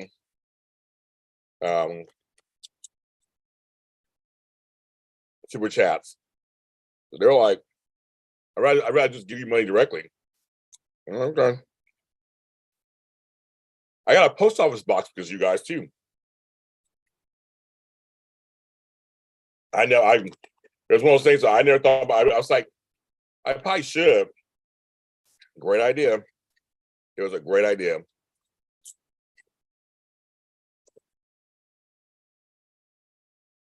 I love my mailbox. I love the folks that are there, that work there. I feel like my stuff is totally safe. So you guys, I follow you guys. It's something to do, and it works.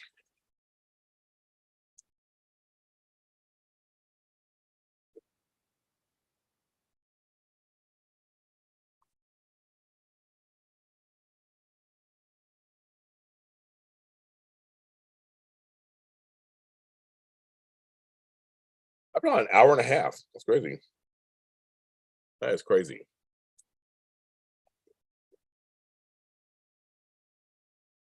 And I have 20 folks watching me. All right, folks. You guys are, and it makes more and more sense. I go on YouTube at night and see what's going on.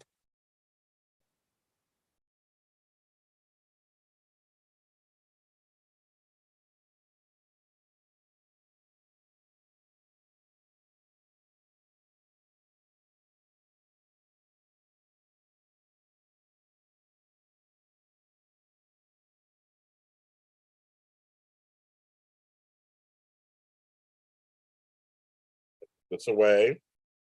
This one a little bit.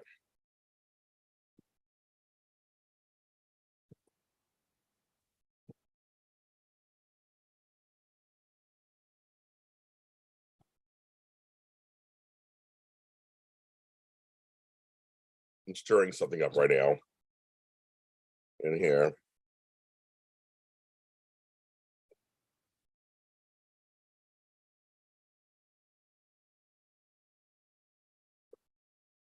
Oh, we got another. Okay, we got another shot to do. Another half shot.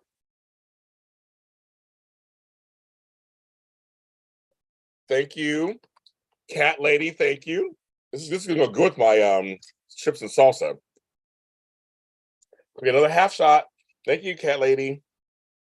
In there. See the bottle. We still got a lot of this bottle, right? And that's not showing correctly.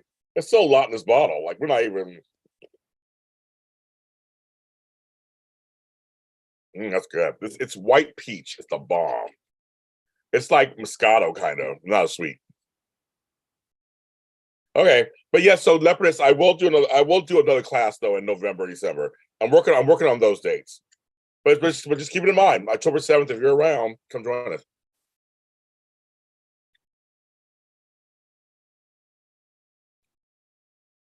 Donnell Turner. You already know you already know what's not going to happen.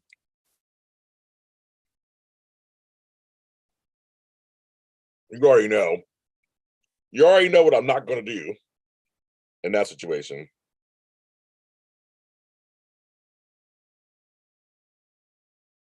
So I have Donnell's information.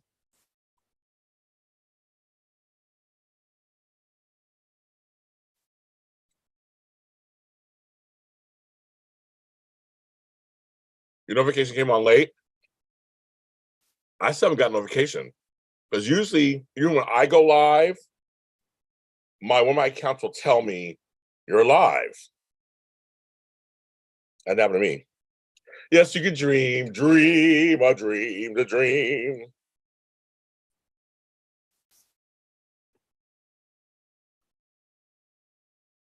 You'll have to meet him on your own, and then show up to my house one day, and be like, "Hi, meet my new boyfriend." Like, who's your boyfriend, Chandra?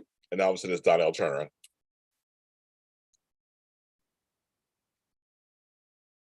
That's how you do it.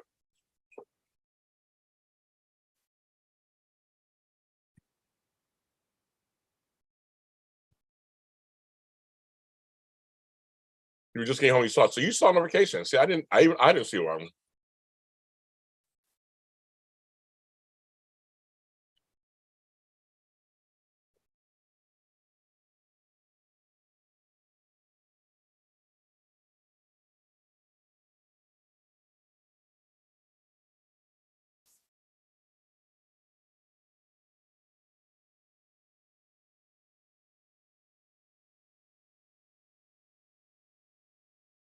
Oh my God, why am I having? Okay, I will do. Do you want to see me down on my knees or bending over backwards now? Would you be pleased? I'm not the others. I'll do anything.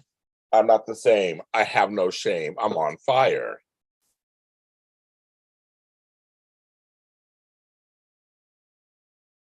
You know, you got me burning up, baby. You know, you got me burning up, baby. Get drunk.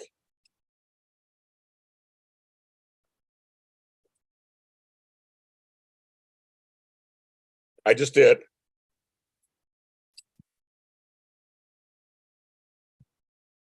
I just saw the email. That's it.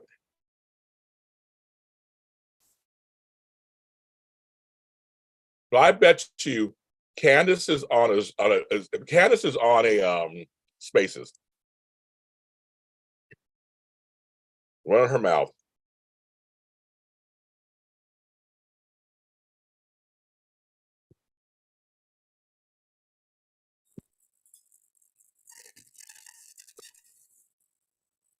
There's Matt. Oh, and Tony's coming on shortly. It's our usual crew, late night crew. Seems to be people are watching us afterwards. I'm like, the numbers are good. I'm like, wow. I was really shocked at like 200-300 Yeah, views. yeah. So I mean, they like it. I mean, I started something, and Tony Moore's thinking of like, what can I do? Hi, Crystal Bush. I know you. How you been? The topic was Prince, and it was concerts.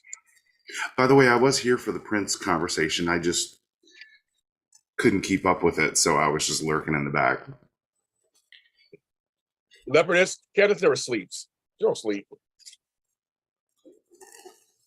That's an illusion.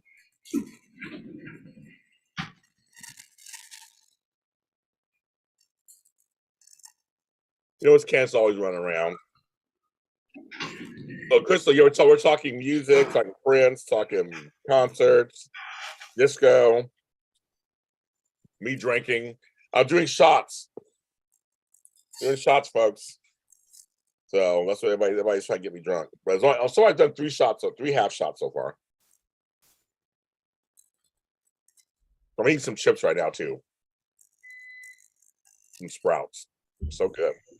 Oh, James, I got to tell you. So last night, Scott and I went to a service awards dinner to acknowledge his 25 years of working at the university. He's actually in his 26th. But anyway, ran into a couple of people, and one of them, we're just talking about some random stuff, and because she had heard that I had retired, and she's like, now you just watch Star Trek, or do you watch Star Wars? I'm like, no, I like Star Wars. I said, but I'm more informed about Star Trek. And she's like, well, have you seen The Mandalorian? I'm like, well, a little bit, but I said, however, I said, I have a friend that does an after show. And so for like the next 5 minutes, I'm promoting your after Really? show. So I haven't heard back from her. I sent her the link and told her how to find the after shows and stuff. Yeah. So Thank you. No, yes, we are. I'm everywhere. Make it easy. Whenever you listen to podcasts, that folks, I'm there. I'm wherever you need to be. iHeartRadio, Spotify, just wherever you are. Hey, very easy breezy. And we're one of the top Mandalorian podcasts of 2023, according to FeedSpot Today magazine. Thank you. Time for Virgin Martini. That's right. Do it. Have a Virgin Martini. I have my first poem, Dove's Cry, and I have the title and Prince symbol tattoo on your arm. Okay, very good.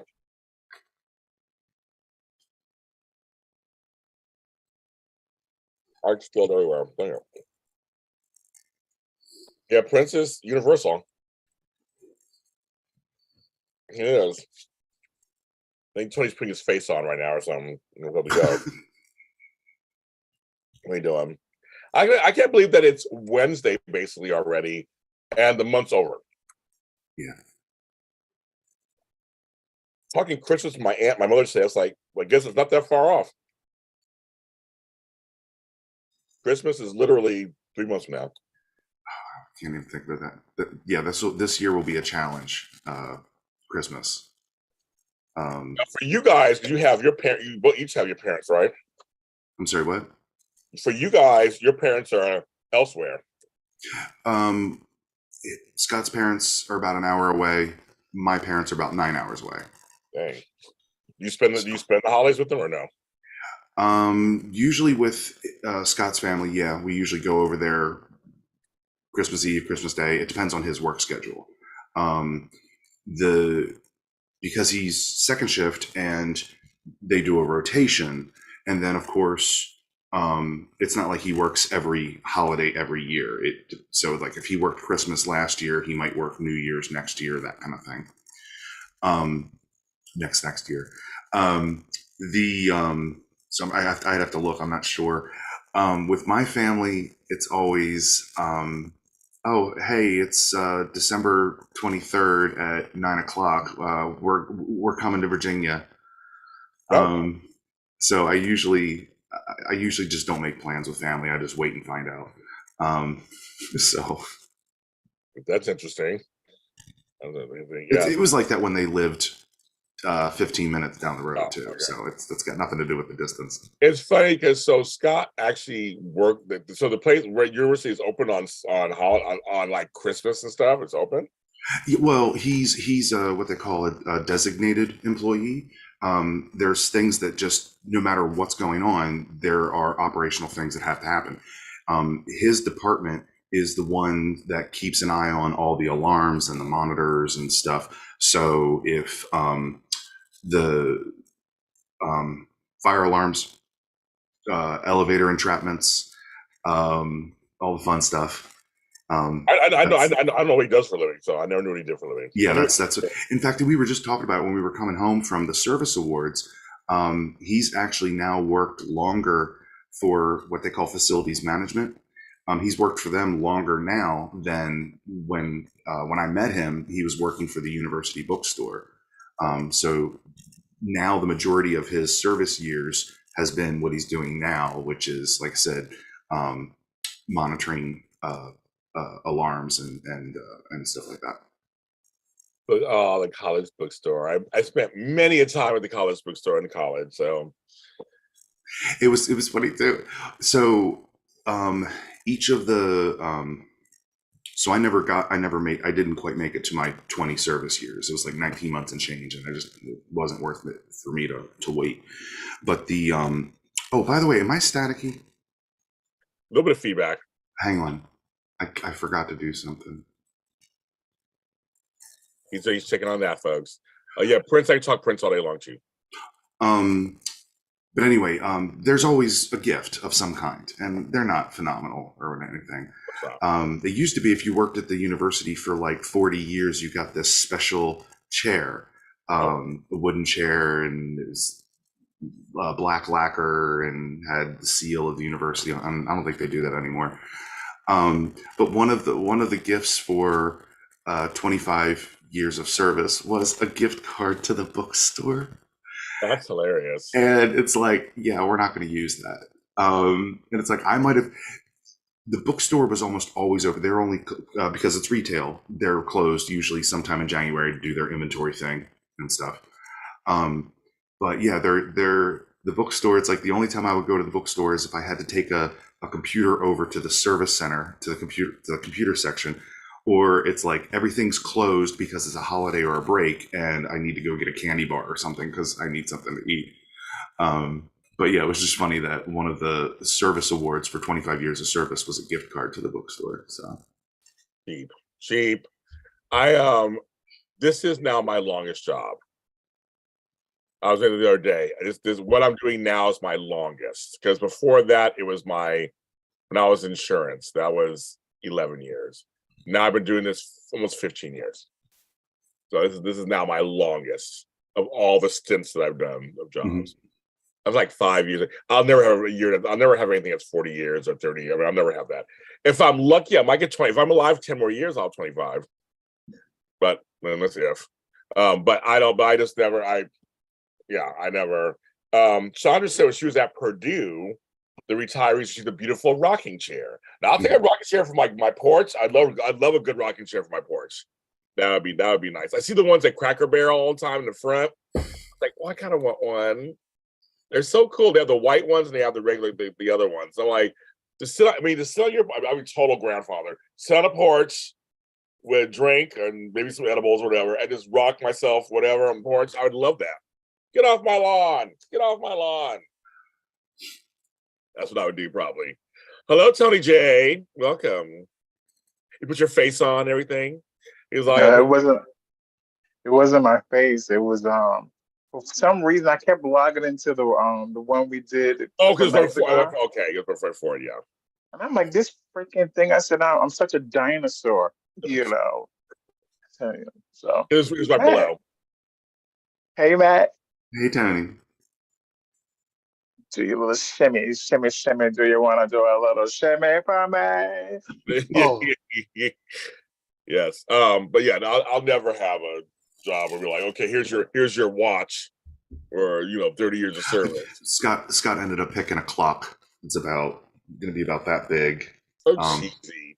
It'll probably end up in the china cabinet. Exactly. So. Cheesy.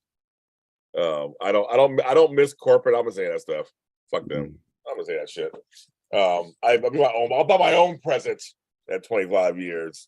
Well, it was funny too because the person that I was chatting with about your Ahsoka after show, she is now in HR. That's why she was at the event. Oh, okay. And she kept saying, she's like, "Oh my gosh, Matt, you look so great. You look so great." And I'm like, "Yeah, it's because I'm not there anymore." Exactly. Like, hello, Obama. He was back looking normal after he left the presidency. He was looking old at the end of that presidency. Now he's dancing and shit. He got his skin's tight again. He's like doing good. Mm-hmm. And Michelle having regular sex, I'm sure. They're having a good time. He looks 100% better again. It's like, woo, that job will wear you down. So I understand that, yeah, those kind of jobs. My friend says, saying, wow, James, like, yeah, I left that tired career and those tired bosses and everything. Oh, I got another shot. Okay, I got another one. Okay. Once you're loose and lucid. Okay, I'm totally sober. Good. Now I just had those chips. That sucked up a little bit. But the little half. You want to get James drunk, you gotta give him the dark liquor. I know, right? but I'm not easy to get drunk. I'm a big boy, so I just realized I was just saying all that stuff about the service awards, and that was the person I was talking to about your after show. So there's a good chance she might see this. Hey, it's like, oh well, you say anything too bad. Hey, girl, I didn't lie about anything. Yeah, you didn't lie about anything else. That's what happens. See, this is not going to be edited or nothing, so it's all in there. It's all in there. Honestly, that's usually what gets me in trouble. Is someone asks for my opinion and I tend to get it. Yeah. Because you're not trained like us professionals. No. You know how to work that out. Because people ask me stuff all the time. I'm like, I know how to phrase things if I have to. Well, again, like it's as it has been commented on. I have no control over what happens with these muscles. Yeah. So yeah, it's entertaining for a lot of people, but it doesn't make well for professional settings. Speaking of that, so you and the other Matt, is your partnership done? Oh, I guess. I know he's venturing to other things, but like, I don't see any Star Trek stuff coming out of you guys anymore. He had after some time, he had reached out, but there were challenges in us lining up. Okay. So it was there was a little too much frustration on that's what I'm like. That's why I asked Tony. I'm shady. I'm just curious. So, but did I hear that did he get like a walk on or something? Did he? I have no idea. Did he? I thought I heard, I thought he had something, or maybe he got some exclusive interview or something. I'm not sure what it was, but I thought he got like some big to-do thing with General Hospital. I have not heard that at all. So I don't mean doesn't mean anything. I don't. Usually he'll tell me stuff, so like he'll fill me in on things, but I don't know. Maybe did he? Maybe he did. I don't know. I have no idea. Sure, Hospital. Awesome. I mean, he's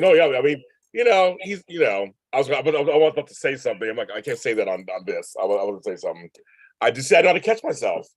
I was going to allude to, some folks get opportunities because of the color of their skin. I think I just still say it. No, okay. If someone does $20 or over, I'll do a shot of my whiskey. If someone does that, I got whiskey bird all sitting over there. If someone does $20 or over, I will do a shot of whiskey. So there's your challenge, Lepidus. I'm saying, like, I got it. It's like it's age 12 years too, sitting over there. Give him 100 proof whiskey. I know, really. I've never done 100 proof. I did something once where it was like, it was strong, and literally one shot, I was like out. I forgot what it was. It was like, I forgot what it was. It was something in the Scotch family, and it was like really strong. We were just. Oh, go ahead, Jenny. No. Go ahead. No, I was just saying we were just watching. I think it was Station 19. We're still catching up. We're in the early seasons, and that before the ladies of the before station went out to have some drinks, and like they were doing flaming shots. And it's like, having worked in a club, it's like anytime I see any type of presentation where they light alcohol on fire, I'm just like, oh God, no. It's like mixing alcohol on fire is just never a good decision. I had what I'm not a fire person, period. Don't give me a fireplace. Don't even light candles on my cake. Keep fire. I don't know what it is. I don't like. Really? I'm not gonna like fire, but I be watching people. They be putting candles all over the place, and the only I'm thinking is that's a hazard. And then also it's like, who gonna blow all that shit out? And I'm just thinking, they be having these wonderful curtains, and I'm like, that's gonna catch on fire. Yeah, Well, I it's ain't funny. scared. I've been in a fire. I've been in a fire, and I know how scary it is. But I like candles all the time. I love candles. I like my house to smell good, and sometimes candles are just like the right thing. I get the good I get the soy candles, the 3-wick, the good ones. Mhm. And listen, I'm terrified. I never was in a fire. The only fire I was in was a dream, and I raced into a burning building to save Jacqueline Smith, and she left me there, shot on the couch. Oh, Jacqueline Smith. Oh, I love it. That's my favorite Charlie's Angel. Like I said before, she's like yellow cake with chocolate frosting to me. I'm a Farrah Fawcett person, sorry. So I love me some Farrah. I loved her hair. I loved her toothy smile. I loved it. She was toothy. She was very toothy. I loved it. So yeah. Well, she was. I mean, she had a great say. She was very toothy. It was a great smile. She was beautiful, but she had a great smile. But Jacqueline was beautiful. I mean, she was beautiful. She still is. Tony knows why I'm laughing. Oh, okay. I don't know what's going on. Yeah, you got Matt laugh. Matt's red over there, so I don't know what's going on. I wish I was down there. I don't know what's going on, but he's red. Okay, I'm asking a question in the chat. James, when is Coffee Conversations coming back? I know, Beauty for Ashes, like I said. So I sent a message to my girl Melissa. I have not talked to her in months. The first half of the year, I was going through stuff. I guess now it's her turn, but she said I love you yesterday. So me texted, I love you. I'll talk to you soon. So I'm waiting to hear back from her. I miss doing the show with her. We have so much fun. We talk about everything. So I'm waiting for her to come back. So, but I guess she's going through a lot of stuff. James, I wanted to thank you again for recommending Michael Jamin, because I love him. Oh my God. His posts throughout the strike have been very insightful. Yes. And I was wondering, is there a chance that you might be able to do an interview with him? You know who I am. You know who I am. He's blown. Here's the thing. Some of these people they blow up, and he really has during the strike blown up, and deservedly so, because my brother, we all follow him. He explains everything, and he just like to the point. I love him to death. I've reached out to him before. He's not even read my stuff. So I mean, he's probably getting a ton of people coming after him, wanting to talk to him. So I say that not with any no shade, just saying that you don't know who I am. He's got many people coming after him. So maybe one day if it dies down or something, but he's great. I mean, he's just like, I'm a huge fan of his, but I've written to him a couple of times. He's not, I'm left on red. But nothing's going on there. Jackie is your favorite angel too. She's beautiful. But Kate Jackson was cute too in her own way also. We always get Kate. She gets kind of left out every once in a while, but she's not bad. Cheryl Ladd, of course, we love Cheryl Ladd. Tanya Roberts is a redhead, so I like redheads, so I didn't mind her. She's a little sassy. I saw a notification that the TV show Moonlighting is coming to Hulu next month. Yes, I've heard the same thing. I love Moonlighting, so that was my favorite shows. And Sybil's soft filter. The Vaseline on the lens, the cheesecloth. Yes. But I love that show. I love that show back then. It's the reruns, right? Not the... Yeah, no, just coming to Hulu, yeah. I also noticed, you guys know, I was on Netflix. They're actually taking shows off also there too. They're going, your last week to watch this. And I think it was my show Half and Half, which I love Half and Half. I think I know Rachel True actually.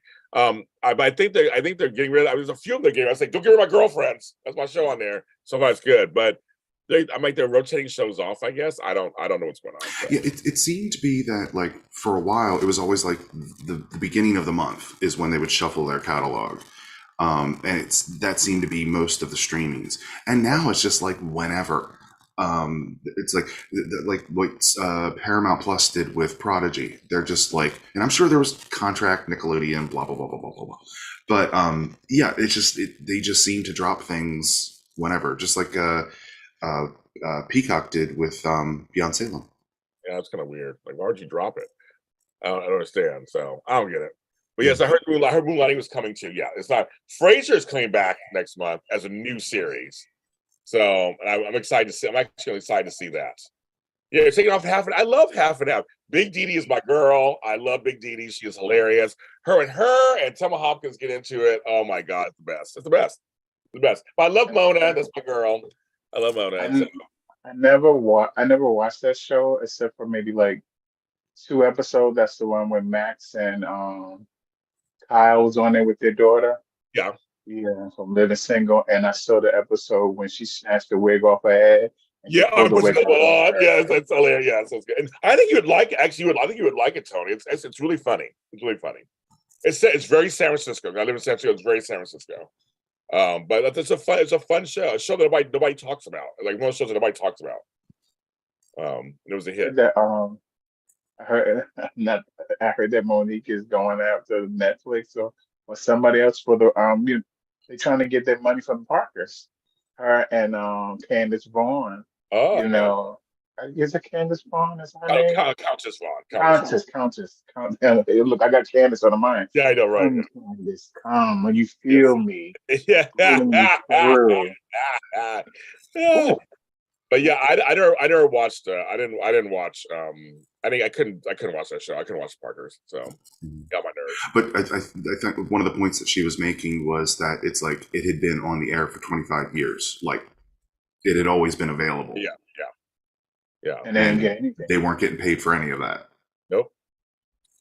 All right. You would like it, Tony. Black media, strong black shows. I think Tony would like it too. I think you would like half an hour. I think you would like it. Actually, it's a good. It tackles subjects. It's a good show. It's very sensitive. It's fun. Everybody's about half an hour now. So now, Tony, you got to watch it before it goes off the air. Well, here's the thing. Oh, here's the thing, folks. Yeah, tell us. Oh no! It had nothing to do with half and half. But when he put that up, I thought about when you was talking about the Tyler Perry stuff. And like I said, I watched the have and have nots. And listen, it can be cheesy, but I remember when soaps were cheesy. But at one point, it was like, okay, and I just said, I can't do no more. They, guys, talking about those folks. I'm see if they agree with you or not. But it wasn't that bad. It wasn't in the beginning. It wasn't that bad because it was like a soap opera. But then I think it was about the same time they had How to Get Away with Murder. How to Get Away with Murder started doing those. Yes, and you know how at the end, it wasn't even the end of the season. It was a mid-season. So, and it's like what the twist, and everybody started doing twists. But at least with How to Get Away with Murder, it made sense. And these, I'm like, what the f is this? So the problem for me, Tony, is that I said I admire Shonda Rhimes, I admire Tyler Perry, I admire them for what they're doing and who they're using and all that stuff. They're just not their style is just not my cup of tea. I know there's a huge audience for both. Shonda Rhimes, I can't stand her style either. But, however, I loved Scandal. Scandal was my show. I loved Scandal. I was all into it. But How I Get Away with Murder, it was different. To me, it was different than her other shows. And I think she was just the executive producer. She wasn't the. There you go. She was the.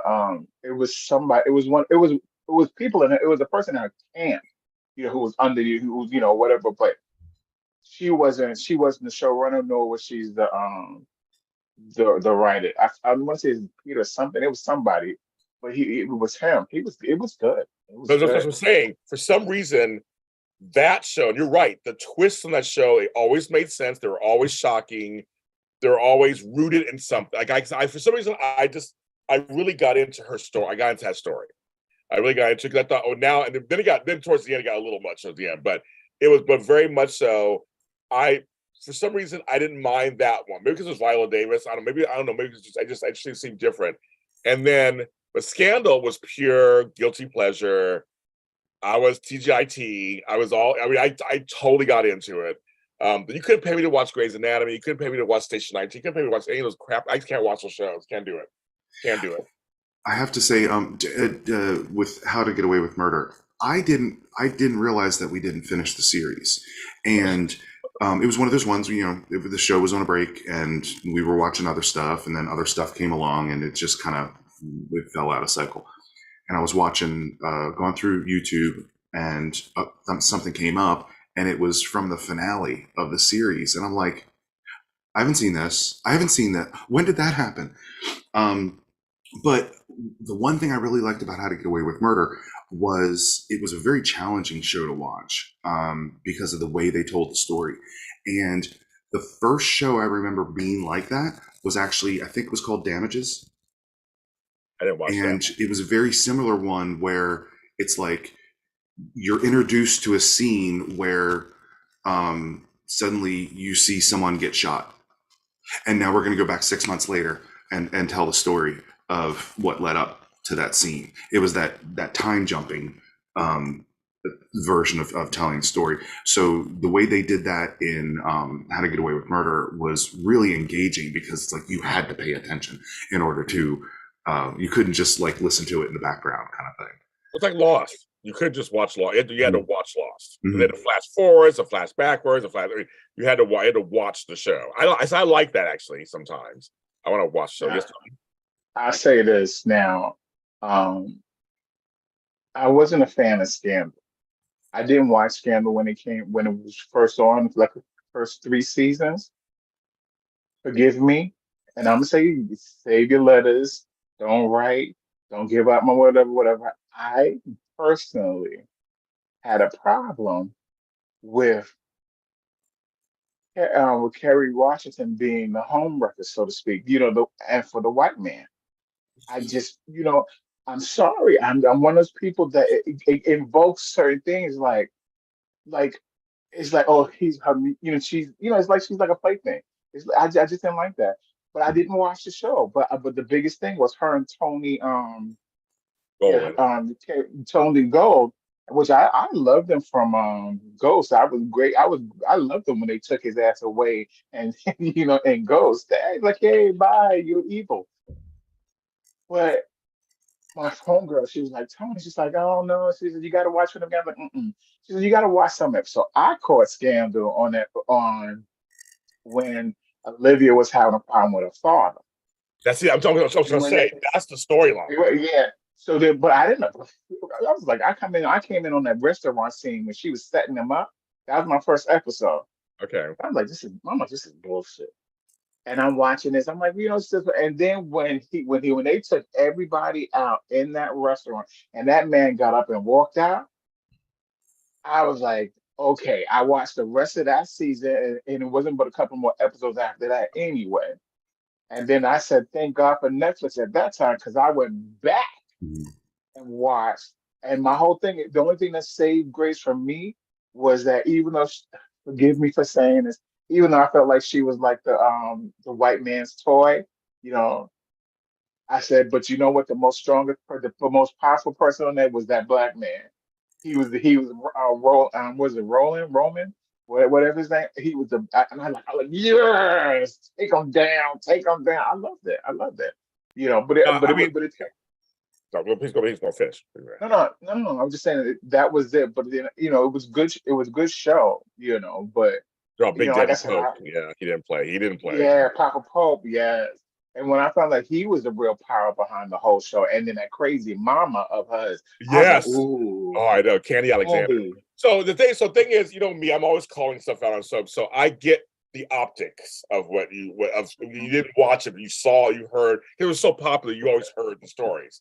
So that's why I said I'm glad you did catch. I was going to say, I should never tell you how to feel. I mean, this is your feelings, but I was like, there's other people on the show that I liked a lot. That it really, and if you think about it, still the two most powerful people were the black folks. They're the most powerful people, And I thought that was a great way to because people of color, and I could just talk about myself. I don't mind mixed race. I don't mind you having I don't really care. But Wouldn't be here. sometimes So yeah. there's a history, and sometimes there's a optics. Especially, I don't know if it was you or somebody else I was watching. Oh, Shonda, not Shonda, Sharonda Williams from Pear Wait. She's like, yo, what happened to just seeing Black love? Why everybody got to be? I brought up to remember. I brought up to Yeah, got in yeah, I trouble. know. I got in trouble. I brought it up. So, I don't mind that, but then sometimes it's like, yo, it's kind of first kind of off-putting until you give it give it something. And for me, it was just like off-putting, and I'm like, uh, I'll give you one I still I'm bothered with on that was on YNR. I felt like I never liked Billy and Lily. I never liked it. Every time they only scenes that they always ended up in the bed. How it work, Billy? I'll show you. Let me show you. Next thing you know, they roll around. It's like, what the? It was like, what relationship? She was just someone to relieve his stress, And I think I told you one time I didn't like the way Jill was like when she was. I didn't like the way Jill was talking to her. I was like, yo. I said I had that moment where my boss had pulled us all in the office, two colored people didn't have nothing to do with it. And this woman, I'm not gonna I forgot this lie. Well, I just say this. Everybody's like, "This is live, folks, not a Zoom." Yeah, but she cussed everybody out. But she swore, but she didn't swear individually. And I had let's just say this. After everybody left, I was the last one in the office, and I had a conversation with her, and she never forgot it. I thought I was going to be fired, but we ended up becoming really good friends. One of those kind of, yeah, I get that. Yeah, I get those. Baby, you will not. What did Ayana say? Not on my watch. Not on my watch. You will not talk to me any kind of way you feel. Even and call me an officer. I didn't do. I had nothing to do with it. I hate meetings as is. Now today, you will be. We had a conversation. Yeah. About going back to your things earlier. Wait, hang on. Do that again. What? The blue. They're laughing about that. My thing, I want to make. I just want to make this clear to folks who are watching. I don't want to get all these letters, and you can send me emails on the fuck. My thing is, again, I support Black creators. I will always support them, no matter what. But I can also be discerning and go, I don't care for their work. I mean, but I admire them for their hiring practices. That they do have audiences. That there's an option. It's option because a lot of Black folks aren't getting work in Hollywood unless these folks are hiring them. So there's a lot of work that I don't care for. I'm not a Tyler Perry fan at all. I admire his work ethic. I admire all his stuff. But his thing is, I don't care for his writing. I just don't care for his writing. Same with Shonda Rhimes. Same thing. Shonda's world is all about interracial. Shonda's world is mixed race utopia. That's what she does. So I know a lot of folks don't like that either. A lot of folks are like, well, what about, but she throws everything in. Like she throws like, oh, 1 second, John Dunphy, thank you. Yeah. I got another shot. Sorry. Go ahead. While you're pouring your shot, I actually joined the live about 40 minutes in, and it sounded like you were talking about Shonda and Kim and the Upshaws and all that stuff, but I was trying to go back and catch it. I was talking about the Upshaws. That's Kim Fields and Wanda Sykes and all that. That's the show. Yeah. Yeah. What about it? No, I wasn't. I love that show. I love the show. That was on the tail end of the Tyler Perry stuff, where he was talking about that, and then somebody brought up the Upshaws. Yeah, they brought the Upshaws, exactly. So they brought up Kim Fields, and then he was like how he knew Chip, and I was saying that's Penny Mama from Good Times. She burnt that girl with iron, so. And it was just. But I want to make it clear that I'm not against these people. It's just not my cup of tea. It's not my cup of tea, and because everybody brings up to soaps and shit. I mean, that's not. There's a lot of soaps I don't like either. But I'm just saying, for me, I did try watching some of these shows to give them a chance. Get to see what's going on. I just didn't. So have you been watching any of the Upshaws? I watched. As I said, I watched the whole series. I love it. Okay. I watched every season. I'm caught up. I love the show. Love it, love it, love it. Mike Epps, all of them, they're all good on. The kids are good. It's serious and it's funny and it's mixed, it's just twists and turns. And Yeah. just say Kim Fields is underrated. Mm-hmm. I think Kim Fields is an actress. I know she's director and producer and stuff. I feel she's underrated. I think she's really good. And she stayed in this bed. The only time I didn't like her is Real Housewives of Atlanta. That one season she didn't belong on there. She did not belong on that show. I just thought Queen Latifah was like, it was like when they asked Queen Latifah about seeing Kim on the Housewives, she said, oh really? She's like, well, y'all got the wrong Kim because that's not how she was just playing it down Right. because Kim will let you know, like her mama. Kim Fields and Eileen Davidson, when she was on Beverly Hills, they played it down. I know Eileen. They played it down. They tried to stay kind of classy. That show is not classy. It's not classy. And that's you're supposed to while out. So I said Kim did not fit in there. She didn't because she was too real. Because you're looking like, excuse me, I'm not going to fight with you. Like, well, no, that's the show. You're supposed to fight with me. Like, so, but anyway, I just want to say, I just think in terms of just acting, she's a natural actor, doing it for her whole life, basically. And you just don't get a lot. I mean, people like her, but you just don't get it. I think she needs more accolades. I think she needs more challenging stuff too. I mean, I know she's director, she has a lot of directing, but I think the Upshaws is where she is being her most real. Like I said, Chap, Upshaws is real life. Really is real life. I was really happy to see Marsha Warfield show up again. Yes, when she came out, I was like, oh my God, as his mother, she's hilarious. And Marsha's another one. I'm glad she's working here and there. And the homegirl is, I mean, I loved Night. The original Night Court was my show. That was me and my stepdad. We loved that show back in the day. And Marsha Warfield was just a bomb. And now she's an out and proud lesbian. She don't give a fuck. And she's working on stuff. So I'm like, good for her. Go on, Marsha. You work it out, girl. With Kim, one of my favorite lines she ever said is, she said, there's only 3 questions that matter. Do you love Regine? Will you die for Regine? And if you die, will Regine be taken care of financially? Yeah, that's cute. Yeah. And as Marsha Warfield, my favorite joke she ever told was, she said, I hate skinny people.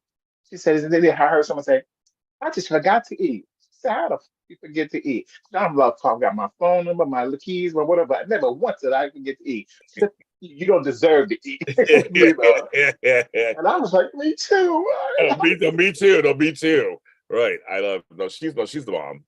I used to see her at Marla Gibbs Memory Lane here in LA. Remember, she had her thing back in the 80s and 90s. A lot of the comedians were there. We used to drive by there all the time and see all the comedians there. But I'm glad I'm gonna watch the Upshaws now that you said that. You'll like it.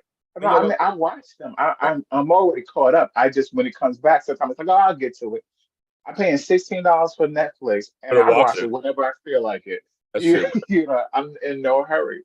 Yeah. But I saw Marsha Warfield this morning because I was watching Luther Vandross at the NAACP Awards singing "A Chair Was Still a Chair," And then I think it was a shot, she was sitting behind somebody, and she was just looking like, yeah, it's Luther. Yeah, baby. Everybody, even Dion was sitting up there. They all knew they couldn't have him, but they was like, that's what it was, right? I mean, they were all enamored, and even you saw Janet sitting over like this. The thing about Luther, he's one of those folks who just open his mouth and it just seems so effortless. You know what I mean? Like there's certain singers you can tell when they're trying to sing, and they're good. You can tell. But like with Luther, there's a thing going around right now where he outshines. I think it's like Whitney and Patty. It's like he does this thing where he just like they do little runs, and then he does his run, and they'll go, "Oh, excuse me." Is that the "That's What Friends Are For"? Yes, that one. And they all go, "Oh." And they're just like, I'm still here, so to speak. Like, I'm here, folks. Yes, go lay down, Chandra. You can just doze off to our voices, to our dulcet tones. Leave me this way. I can go on. But anyway, Yeah, but no, I say he's just one of those people who had a voice. He just opened it up and just like magic came out. Even his early stuff, because I'm a disco person. He was a group called Change, and they had a song called Searching. And I was like, for so long. And baby. it's totally him. Yeah. It's totally him. It's totally him. Like it's totally him. And he was so young. But then Never Too Much came out. That song was everywhere. Oh my god, that song was everywhere. It was everywhere. Never Too Much. Never Too Much. Exactly. Oh, I love it. I love it. I love it. Tracy Stevens says But- her favorite Tyler Perry movie is Diary of a Mad Black Woman. That's her favorite. I never saw it, so I don't have anything to add. So I'm just laughing because I was like, which one? But we just got quiet. It was like, crickets. I try to include the audience because they're here with us tonight. 20 people are watching. Thank you. I'll say this. No matter how I feel about Tyler Perry work, I still support, and even how I feel about Oprah. Yes. But even on her channel, my favorite one of the shows that she ever had on her show was Queen Sugar. I love that show. I did like that show too. But here's the thing: after I keep on it. After the Leaving Neverland thing, pick a finger, and so the way I would not give it rating because I know that when you watch it, so I think it's 72 hours. Yeah. Even if you're watching a replay, I'll wait till Saturday or Sunday night to watch Queen Sugar. Just not to give that. Oh my god, that's hilarious. And then when she sold, which people don't know, she only owned like I think about 5% stake in her the OWN network. I said, oh, you don't own it no more. You ain't telling people about that no more. Sure, I watched the last season of Queen Sugar when it comes on. But anyway, funny. But back to Luther, I'll say this. My thoughts on Luther, this is how I describe Luther. I say if you ever want to hear angel, a male angel, that's Luther. I agree. If you ever want to hear female angel, that is straight up Whitney. Because even no matter how, even there's something, everyone can, you got Cece who sounds like her, who can sound like her. You got other people who could, you got, what's that, the Canadian woman. She did all the way she did do it with Frank Sinatra. Titanic. I can't think of her name. Celine Dion. Yes, you got her where she can get it perfect. But there was something about Whitney's voice that not only was at times perfect, it made you feel like you was being wrapped in a warm blanket when she sung. Just the lonely talking. Are you really ready for love, or is it just that one? The remix of not a remix, the remake of Isley Brothers song, "Living for the Love of You." But it's just Whitney to me. It's the way her voice you just feel like it can wrap you in a warm blanket, and to me that's the female angel. You can be perfect, you not be perfect, and even when you are perfect, it makes you feel some sort of way. That's how I describe those two. And even I see, all right, Cheryl, I love you too. I see you staring at me. Cheryl, like she is staring at you. She is staring. So for me, and Matt, I want to hear yours too. So for me, the angel trifecta for me, Whitney is definitely one of them. But for me, it's Karen Carpenter. Her voice was so light and easy. And to me, when she opened her mouth, it was effortless. Celine Dion, another one. I've seen her live, and just Celine just open her mouth, and it's just like stuff comes out. Barbara Streisand, another one. I think to me again, we can hold notes and ranges and stuff. And I know, it's funny because I love Mariah Carey. I do, and she has her. But I feel like you're right. Whitney was still a little more effortless. But see, I'm also a person who loves Regina Bell. I also she's underrated, and so many tears. No, not that. So many tears. It wasn't a hit song. It was a song with one of her albums. It's just listen, just trust me. Oh, so many tears. Give me a lyric off of there.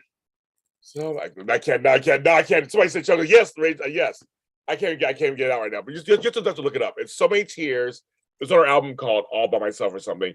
It was so many tears to me. what she goes through in that song.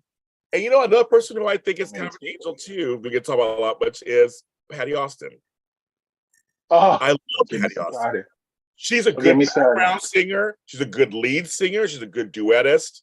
She, to me, like, they just don't get enough attention. I think their voices, they've consistently over the years come out with product that's just, it's so good that I feel like when I hear them, like you said, I feel familiar. I feel like it's just like you said. I mean, Whitney is one of the greatest voices obviously out there, but I like Mariah Carey. I like Susie Owens, and they feel like they really try to sing. Where you said like Whitney, to me, Celine, all of them, but I don't want to sleep on Olivia Newton-John. I don't want to sleep on Karen Carpenter. They're so, to me, their voices, they're different. There's different grades. And we say angels. I hear their voices were so light and airy, and they also had range too. I don't need a belter all the time. Like that to me sometimes gets on my nerves too much. But I like. Come on, Matt. But I like that. So now, Matt, it's your turn. Oh yeah, Come on, Matt. you both picked. People are mentioning anything. You didn't leave me anything. I'm glad, James. I'm glad you brought up Karen Carpenter because, for me, she's definitely one. It's like if I'm changing this, if I'm going through the radio or I'm listening to stuff on YouTube, as soon as I hear her voice, stop, gotta listen. Me too. And it still chokes me up a little bit, knowing that we had such a talented person, and an awesome drummer. And we just only got a limited time with her. There's a lyric in there, Crystal.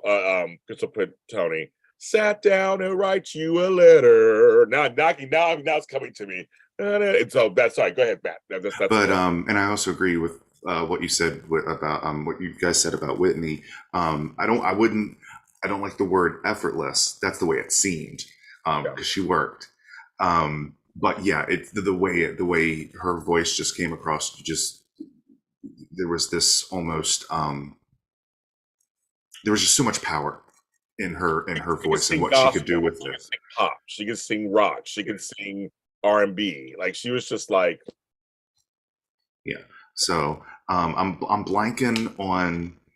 I brought this up, and I'm one of the issues I've taken up when I hear people talk about their favorite artists for different reasons is when people start going down the path of, well, so and so is better than so and so. It's like, let's not do that. No.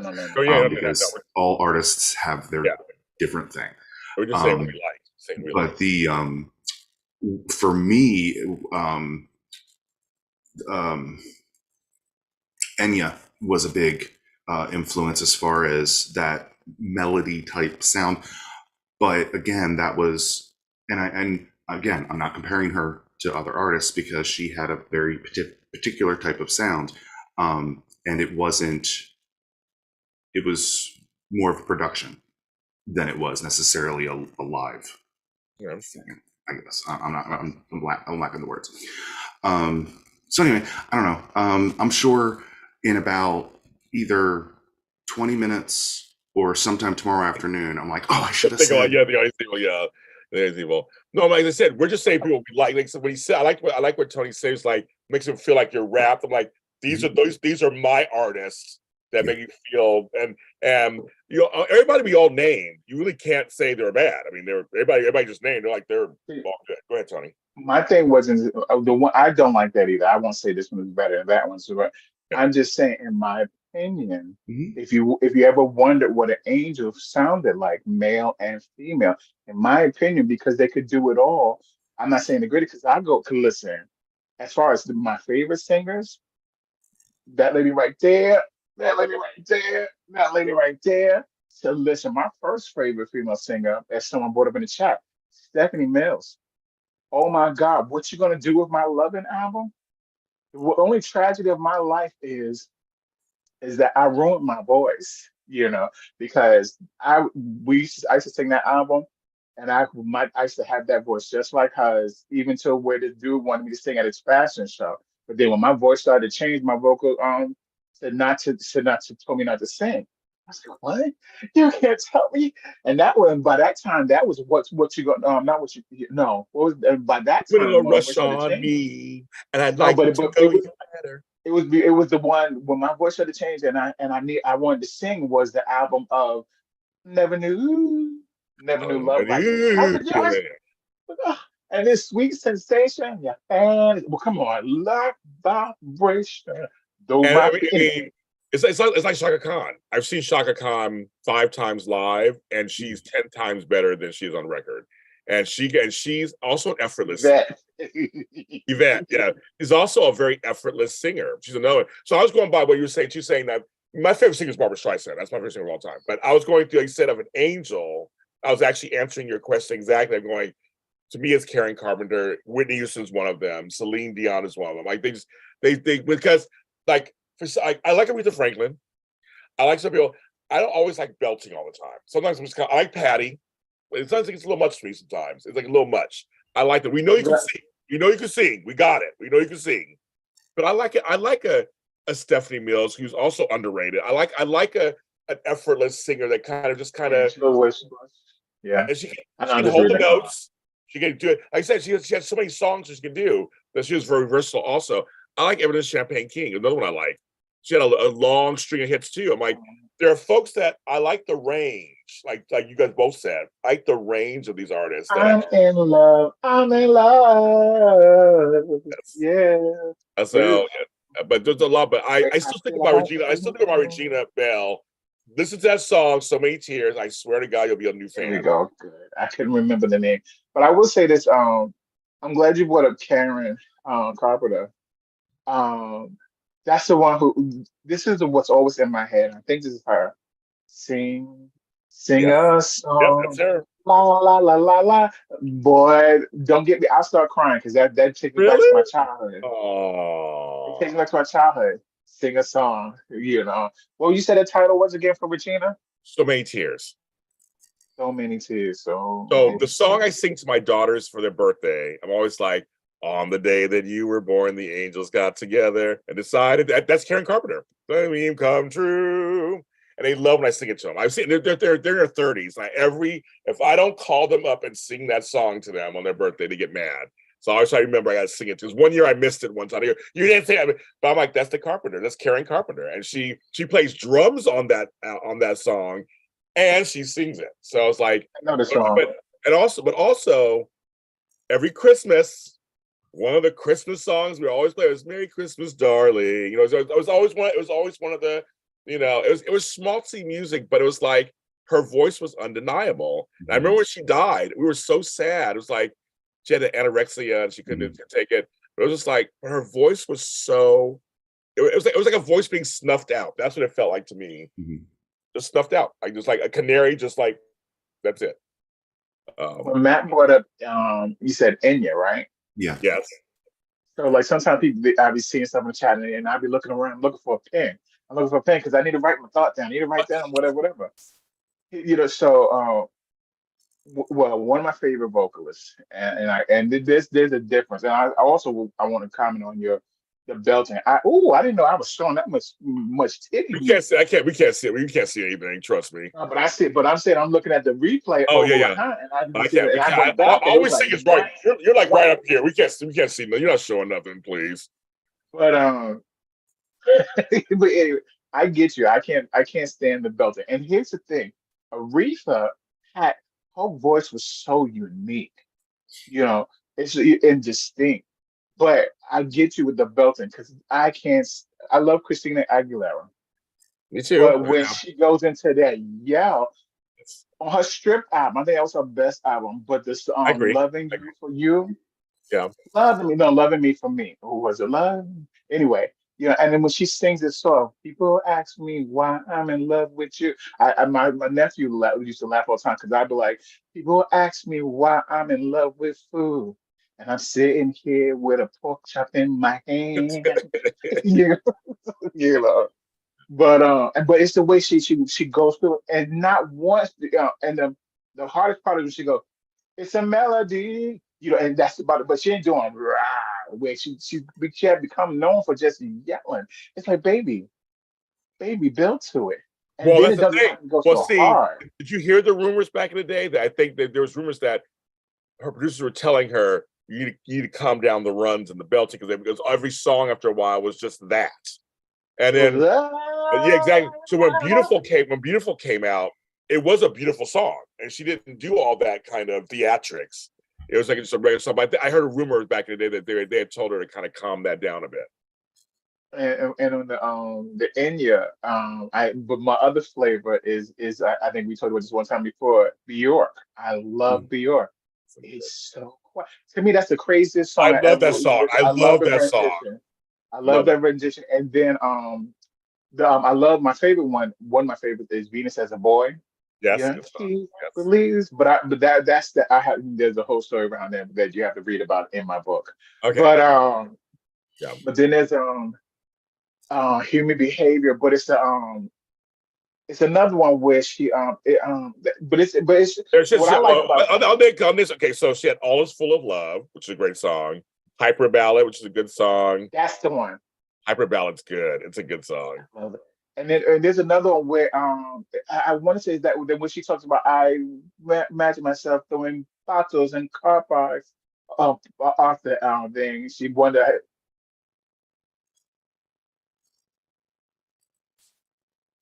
I go through all this and yeah, I think it's I go through all this. Like I go through all this to be so I can be happy, safe within. You know, her voice sound like it's now I get on Alicia Keys when it sound like her vocal's gonna bustle. You know, when she, it's like first if she can find the note, she talk about keys, find the stay in the note, and then also why do it sound like she's one yell away from busting a vessel? I'm just saying. I'm not a huge Alicia Keys fan. First of all, I don't dislike her. I like a couple of her songs, but I'm not a huge fan. I mean, I like her. I respect her. I respect her, but I'm not. I love I love Girlfriends off the her first Girlfriend off of her first album and um Just a song called Karma. I like one of her later albums. I like that song.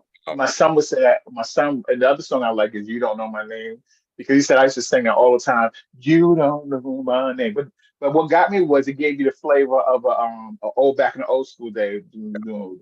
But the other one is na na na na na na. But it's both mostly I Need You is the other one. But I like her, but it was just like sometimes after a certain point, it just sounded like she couldn't find the vote. And then it sounded like I was like, my gosh, she's gonna hurt herself if she keeps singing. I'm just waiting for her to sing and that buzz and it just goes silent, But Right. oh, On that note, yeah, I thought it was interesting.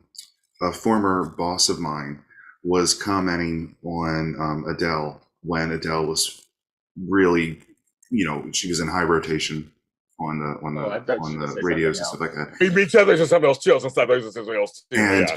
he had made the comment early on. He's like, that what she's doing with her voice is not sustainable. And he was a theater major. He ended up in technology, but he was a theater major. So it wasn't like his professional training and education was in voice, but he worked in the environment of theater production. And I just thought it was so interesting. I'm like, that's an interesting observation. I don't see what you're talking about. And then a little while later, she's like, I need a vocal rest. And it's like, that's because you were doing things with your voice that your body didn't want to sustain. I mean, there's one person we forgot to mention. I'm saying in terms of effortless, and that's Dionne Warwick, Whitney's cousin. Oh, All that 60s stuff. Oh my God.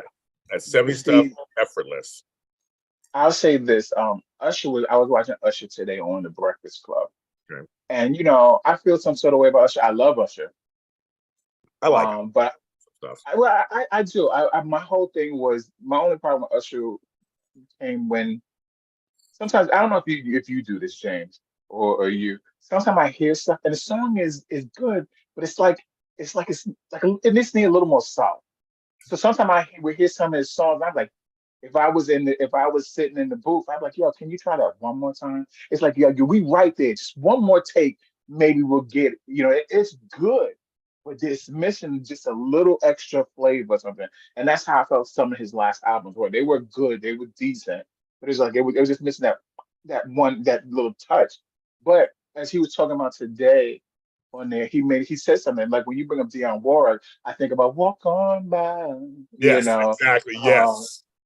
but you know, it's when I made me think about Usher was like he was like, don't talk about me. He said, let's big up our legends instead of comparing one another. Let's, like he was telling the Breakfast Club, yo, play some of the old school. Like if you see somebody doing something new and they sampling, play the original so that it gives them context. And so I think that's what happened when you said, I said, oh, oh, that's right, because my mother used to look like Dionne Warwick. I saw the picture. I said, ooh, Mm. I said, okay, all right, mama. But I get that. So it goes under the radar because you forget. Just like when with If This World Was Mine, got to be real So I brought that up the encore. other day. Remember I brought that up the other day. Yeah. Yeah, encore. It's all these people's. Listen, another one that I love and I still like her music, but she's a better. I won't say she's a better act. She's a triple threat that I think is going on the radar. Vanessa Williams. I love Vanessa Williams. I love Vanessa Williams. Comfort Yeah, Zone. she has a pleasant voice. Her voice is pleasant. Yeah, but see, here's the thing. There's a lot of people out there whose voices just, No, no, no, no, you no. know. I'm not saying it for any shade. I love Vanessa. I'm not saying it for any shade. Yeah, I'm no, just I saying, get it. like, I'm saying her voice for me, she's a great. I love her as an actress. I love her as an actor. I'm just saying for me, I have her album, so trust me, I like her. I'm just saying that she's a pleasant. It's like Natalie Cole to me.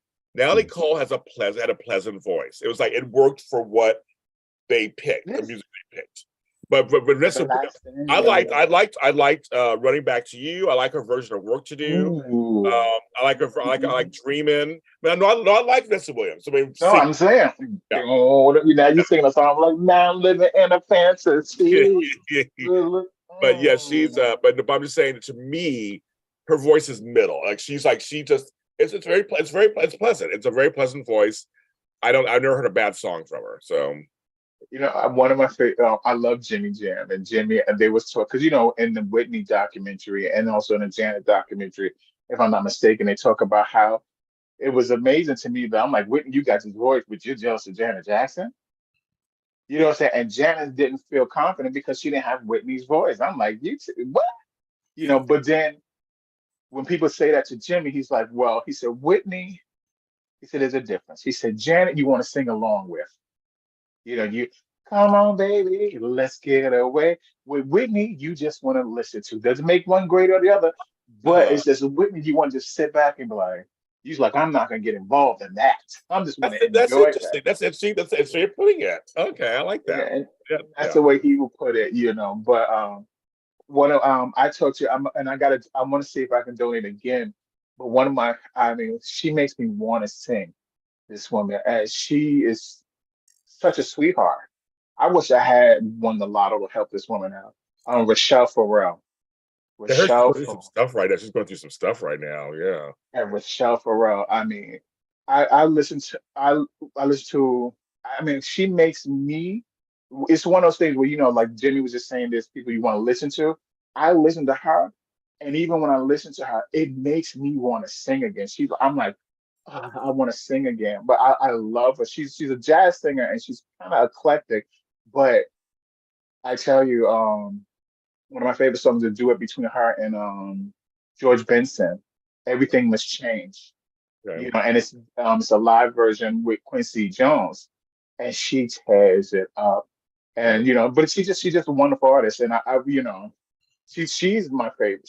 I mean, listen, I ain't fangirl out for nobody. I love now. The only person I probably would have fangirl out for was Michael. I would have passed out. My cousin said I would have caught the hat, and man, I would have died because they'd have broke my neck getting the hat off my head.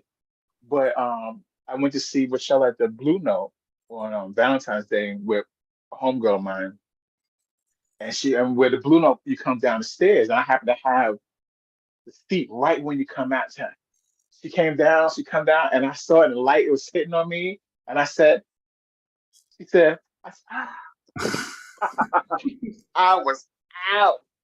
I was out. I did the suicide death drop. Oh, But like I said, like I said, she's a sweetheart. Now I done lost the earpiece, honey. oh, I go hate the find little it. thing Go that find it. tomorrow when it's behind the bed, under the floor. Yes, yes. Well, I want to say why you're looking for that for saying so everybody in chat was talking music. We got them all talking music. They put up their thoughts. we appreciate that. We're glad you guys to bring up the music stuff. There's a lot of great voices that was here and that is here. So I'm glad you guys are talking about that. Pointer Sisters, Emotion. That's all. Yeah, you guys are naming some Brian McKnight. Ooh, don't ask my neighbor. Yeah, so you bring a lot of stuff. Come to me. There's people that I know people that I like. Rachel, I've heard of her. I'm not a fan. I've heard of her, but I don't know her stuff. But I appreciate them. Like I said, for me, people like Let Us See. I love her. She's not super popular. Love her voice. I saw her with Rochelle. And that's one of the things. Like, and there's a clip of her and Rochelle and Kelly Price.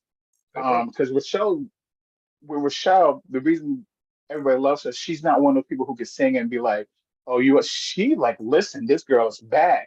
Come here." If she see she's like, "Come here." Boom, sing, And then they go back. But I love Let Us See. I found out Let Us See through Rochelle, and I was like, where have you been? I love her. I'm a big fan of hers. I wish she was bigger. I'm a huge fan of hers. So, what's that song? What's that song by Let Us See? Milk and Honey, which is one of my favorite songs of hers. All right. That's a good song too. Yes. Yeah, no, she had good songs. But anyway, just a lot. What we're saying is there's a lot of great artists out there, famous, unfamous. What do you think about? They're asking us, what do we think about Usher doing the Super Bowl? I'm not excited. Well, I'm just not excited. Just me. I'm not. I said again. Before you say something, my thing is, I should mention this. I like Usher also. Confessions was my album. That was my album. He was supposed to be the next Michael Jackson. Now he was in line to be that, and it didn't happen. And I know a lot of folks got mad when he went club. But oh my God, that song, DJ got me falling. But he got huge success when he went club. But remember, people forget he was a dancer too. He was a dancer and a singer. So I know a lot of folks were divided on that when that Rain vs. Raymond came out. So for me, just my last little word, I like Usher. I like a lot of his songs. I'm not excited. Flobo went and saw him in his residency with his mom this year. He said it was fine. He was like, "Oh yeah, I guess it was my song."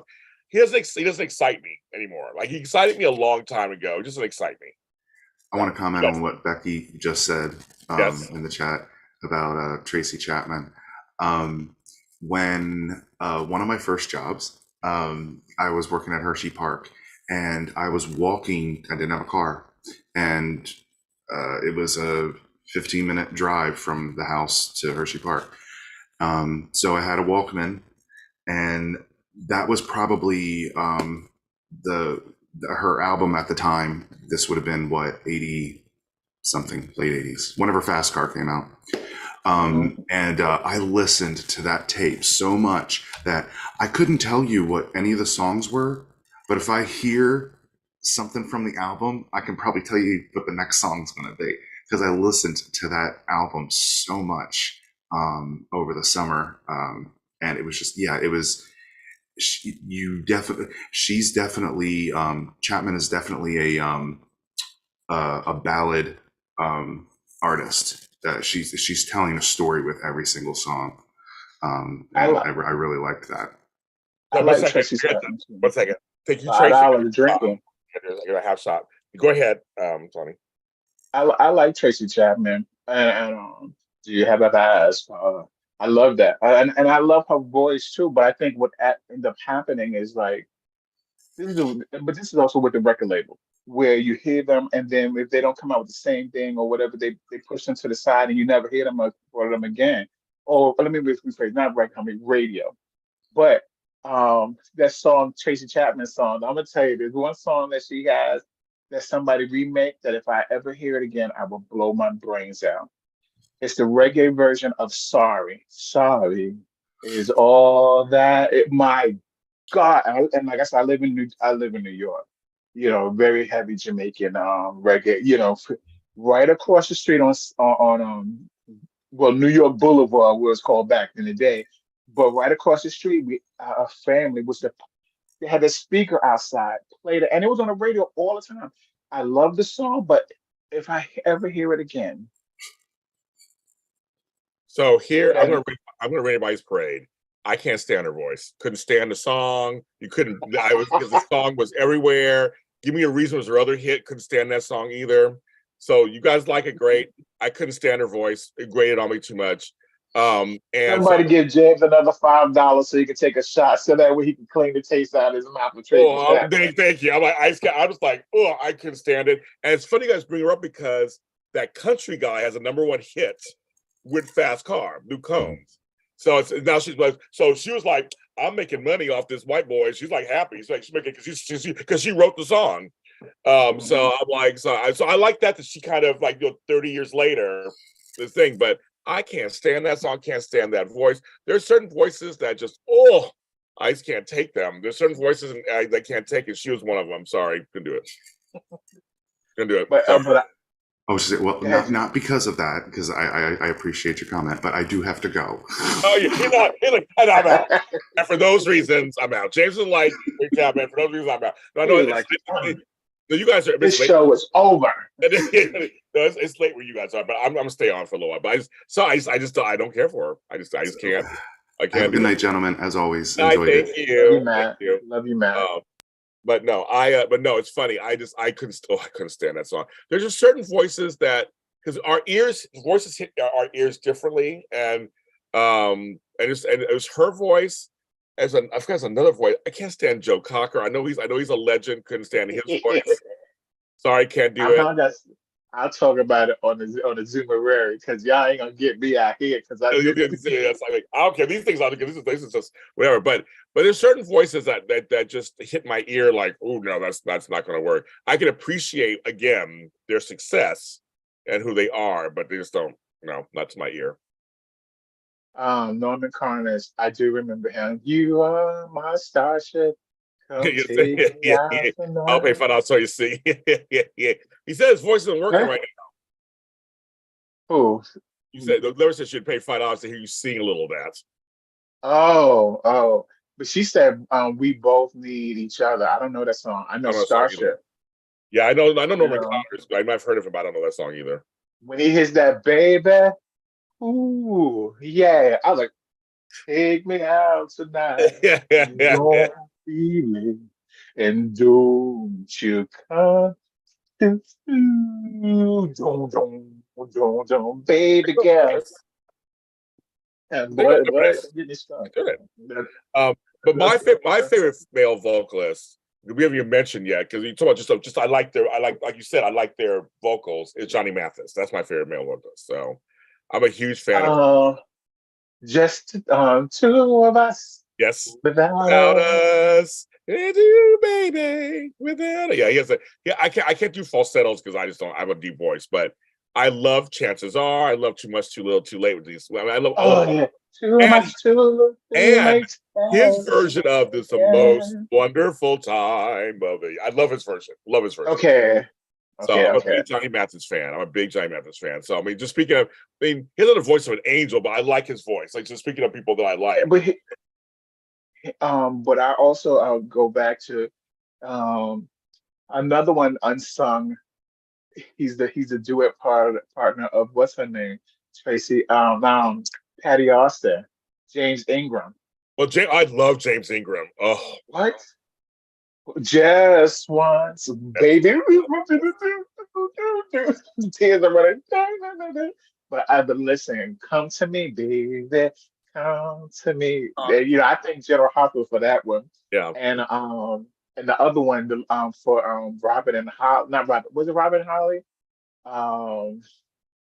Thinking back in time when love was only in my mind. You're alive. What's the other song? How do you keep the music playing? How do you keep? The only reason it wasn't in my head because I seen James and her do it before he passed away at one of Quincy's celebrations, and I never knew at the end of the song, it's this, how do you keep the music playing? And when they do it, it's like that. And instead of going and fading out, it's go, how do you keep the view playing? It goes up tempo. I want, and it's like, and I love it, but I couldn't think of the song. But he had a song with Kim Carnes and Kenny Rogers called "What About Me." It came out in the 80s. So it was a three-piece. And his vocal when he comes, because it's Kenny Rogers, of course, and Kim Carnes first. Then he comes in And it's like oh my God, his part is so good. He's like, what about me? I always love you. It was like he was the third party, like he was coming in. And like his vocal was the bomb. Like it just and then he tried to go a little dance. His song "I'm Real," I kind of liked it, a little New Jack swing. It was kind of cute. But I loved his voice. I agree with you. I love Oh, his voice. I do, because like, just once, and it's the other one, but like I said, the only the greatest thing about YouTube is being able to find some of these Yeah, clips, yes. and it's like, and then when you, even when I like watching reaction videos. I could never do them. And I'll do a video explaining what I love about a song, but as far as you asking me to listen to this song, Oh, okay. I can't be, I don't even, I'll tell you about an artist, but I won't tell you to go listen to him, because I know how it is. You got to be ready for it. Even when I discovered Maxwell and Rochelle Farrell, it was by accident. I went to buy something out of the music store, and I was buying something for Michael, and that's how they would do. They put all their artists into that same bin. That's our records. So that way, when you grab Michael, you might grab this one. So I did. Never listened to Maxwell's first album until the Soul Train music, maybe almost a year later, right before the Soul Train musical. Man, I got it, Soul Train musical for when he performed, and he said, I'm like, oh, like, who's this? And then I opened it, and then with Rochelle Farrell, that somebody father that we both related to tells that to me. And my older brother, who I'm like, who the fuck you tossing something at? And then he was like, oh, listen to that. I was like, whatever. And I never listened to it, because I was like, how dare he toss something at me? Do he not know who I is? You know? And then maybe about a month later, I just opened up. I was like, what? And it was her first album. And I was like, oh, and I was like, that's one of the gifts he ever gave, that I was like, yeah, thanks. I like Thanks. that. Other than that, get away. Did I mention But chat room? I'm just going to because we have people in the chat room. Thank you, chat room, for being here. I mean, I know we can start talking. I got to make sure I talk to the chat also, because they're in here, because we can talk. You and I can just talk. They're mentioning Jeffrey Osborne, who I love. yes, Very underrated. He's very underrated. But also, before we get there, one of my favorite songs that the Carpenters did a remake too. That's good, but I love all the versions. Long ago and oh so far away, I fell in love with you before. The Superstar is the bomb. That song is the bomb. Period. Luther's version's good. The Carpenters version's good. They're all good. I love that song. And so mention that. Back to Jeffrey Osborne. What are you gonna say? I'll get to the other people in a second. I couldn't remember. I'm trying to remember the Yeah, Stay With Me Tonight. Don't get so mad about it. Well, first, Jeffrey Osborne was in it was a group, and he sang Was it LTD? LTD, Yeah. and he had all That's the those. love ballad, right? Yes, exactly. Yes. Yeah. So then he went solo, but Plain Love. But see, here's the problem. Okay, go ahead. That's the problem with the 70s and 80s. Yes, so there were so many. There were so many. Like with Jeffrey, Teddy. We didn't even Oh, talk yeah. about Teddy. Yeah, we got You there. know what I'm saying? They mentioned Donny Hathaway. They mentioned Roberta Flack. There's a lot to Right. get there. We haven't got there There was so much. There was so much. We didn't even get to that. And when you said LTD, I was like, I'm like, when you said Jeff Robin, I was like, I didn't know him. But you trying to be down like LTD, the love ballad, and it's like, ooh, that's it. That's what you got on. I don't have anything. I'm like, oof, I need to smoke on that one, But Superstar, and then I'm looking at Bet You by Golly, you're the Prince did a good. one. Prince did a good version of that too. Actually, he did a good version of that too. Remake. Roberta Flack, Killing Me Softly. Donny Hathaway, For listen. me, Roberta Flack, it's always the first time ever I I saw. saw your face. I mean, that's like she just yeah, your face. But she drops that note so low. It's like it's like just a piece of piano and just that voice just like comes out. So yes, but anyway, but yeah. I mean, we haven't got to, there's a lot of people we haven't got to. There's a lot of people we haven't got to, obviously. Yeah, because I see it roll. I can Yes, really. I see it roll. We got them started. We got them started. They've been doing it all night. So I love that everybody's involved. Make sure you like my channel while you're here. It's my little thing. Make sure you like my channel while you're here. Give me the 4,000 subscribers. Make sure you subscribe. Make sure you hit the like button. Oh, we're good. 20 and 20. Perfect. We got the like button. Thank you. Thanks for staying up with me on JLJ this evening live. Here with me and Tony J. Thanks to Matt for coming on also. So I'm glad you guys are talking. I'm really enjoying you guys are bringing up people. Yes, Easy Lover. Well, that's Philip Bailey, of course. And Earth, Wind, Yeah, and but Fire. We haven't got to Earth, Wind, and Fire. We haven't got to any of them yet. Like, what? you haven't got to. After the love is gone, So here's the used thing. to be right. Here's the problem that you started to talk about that is true. In the 70s, there were a lot of groups. And then in the 80s, a lot of them went solo. So it's kind of like they were in a group, a lot of Commodores, then a lot of you solo. There was Fire, then it was like Philip Bailey solo. It was like there was a lot of people they would stretch out and have hits here. And there were, Harold Melvin and Blue Notes, Teddy Pendergrass. It was very much like this.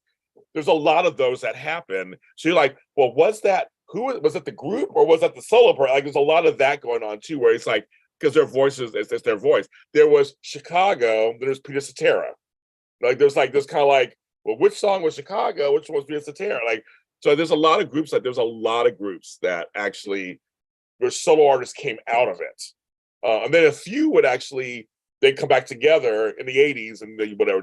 Well, Phil Collins had Genesis and Phil Collins. There's a lot of that. There's a lot of that going on. So there's a lot of folks that, had solo stuff. And it was so much music.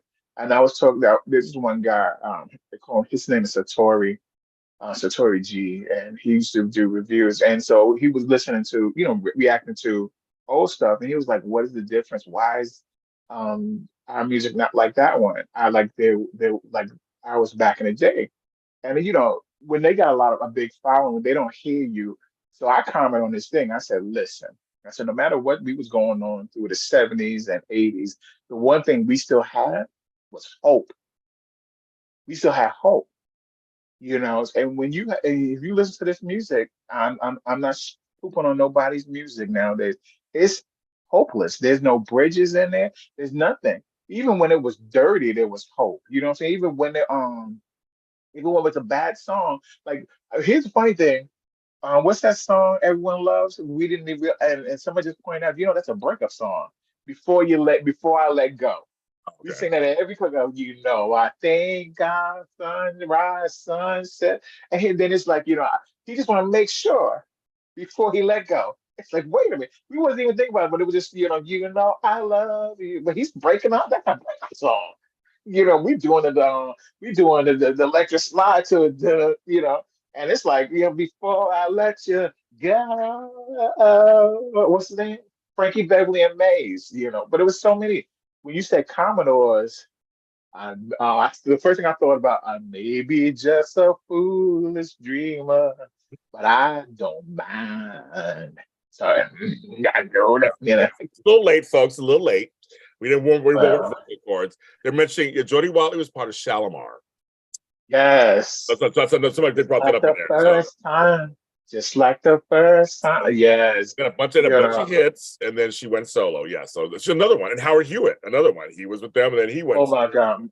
Your love for me is very serious. I won't play games. What? When I look into your eyes. If someone answered you, Hopeless and Loveless Now, completely different from the 80s. They're following what you just said. Mm-hmm. Mm-hmm. The Police and Sting. Yes, the Police went, and then the Sting went solo. I mean, there's a lot of them. I was thinking of the black groups, especially. There were a lot of these big black groups in the 70s. And then in the 80s, they would go solo. You go, that voice sounds familiar. And you're like, oh, it's from, even Anita Baker was in Chapter 8. And then she went solo.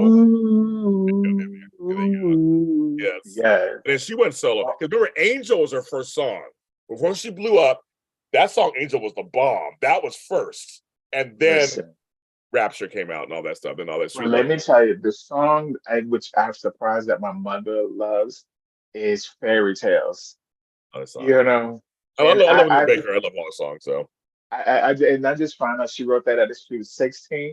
But my favorite part is no royal kiss to stay. She's no magic to stand. My fantasy is over. My life now began. I love that.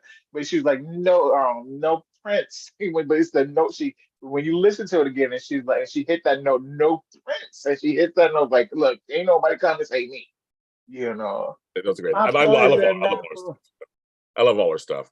So yeah, but yeah, I was just saying there's a lot of black groups that had like 8, 9, 10 members of them, and then like literally in the 80s or 90s they went solo. I mean, R. Someone Kelly was in a earlier. group, and he went solo. I mean, Okay. Um, okay, R. Kelly. Yeah, but that's not because that's had nothing to do with the stuff. you know, I just, yeah, yeah. it was a good public announcement. They had the Jeep song, and all stuff. Then You got that yeah, vibe. then he went solo. I mean, Uh, as I'm saying, then he went solo. Yeah, Nito's a group was called Chapter 8. Check them out. It was called Chapter 8. Someone mentioned earlier, and I didn't get. I meant to write it down. They said mentioned Van Halen. Yes, Panama. Oh my God, I love Panama. Panama. And Yeah. don't get me started. And might as well jump, jump. Or Hot for Go ahead and Teacher. jump. Hot for Teacher was good too. Mhm. I'll wait till your love comes down. I You mean, gotta that album was the bomb. Anyway, that 1984 was the bomb. That was a great album. may he rest in peace. Yes. But you gotta look at there's an interview, and I'm pretty certain he caught himself when he was talking about I know. playing I know the interview. guitar I know. People Beat defended It. him in the comments. There are people who defended him. Like, wait a minute. First of all, he loved Michael. He loved Black because they grew up. They came as immigrants to this country. Also, they're Dutch, and so yeah. He talked But about being bullied and stuff. But when he said that black boy, I'm like, that mean that didn't. he was 1 second. He said that just because well, I'm not gonna say it, but he was close to saying that word. Because who would think I was I saying don't on agree with that I don't agree with word? that. I don't agree with that. I completely disagree with that. I don't agree with that. Okay. I think because I say white boy. And I don't say cracker or honky or anything. I don't say those. I mean, no, it was the way he said this. I I so I was I like, oh, disagree. I disagree. But it's funny. oh. I know that clip's making the rounds right now. But there are folks who are there are black folks who are defending him, going, no, But first of all, he was a genius. but First here's of all, but here's the thing though, and what kills me about people is, and I'm like this. I don't use well. First of all, the only reason the N word, if we're going to be frank about it, hurts so bad is because if you look it up in the dictionary, what it means, it tells you what they felt about us. So that's why it's kind of stings. It's not the fact of whatever. It's like, yo, they went in their dictionary, found something that equated how beside them that they felt that we were property and then we wasn't human. But to say even still, even if you are, you're this an ignorant person. So that's why that sting.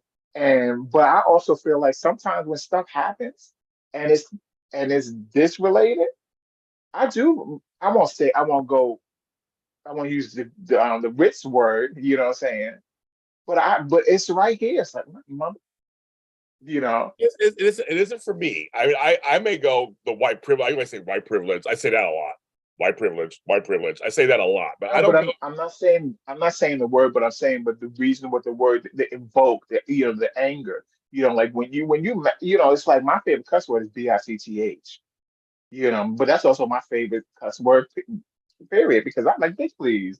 But I don't mean like that. But I'm like, girl, I'm like, bitch, stop it. So that's mine. But in anger, it'll be the first thing that come up like, bitch, who are you talking to? You know.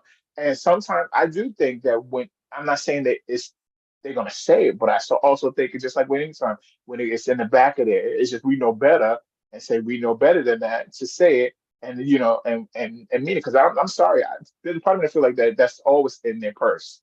They're always in their purse. They just won't say it. They want to say it, but they just won't say it now. But I say now they will say it.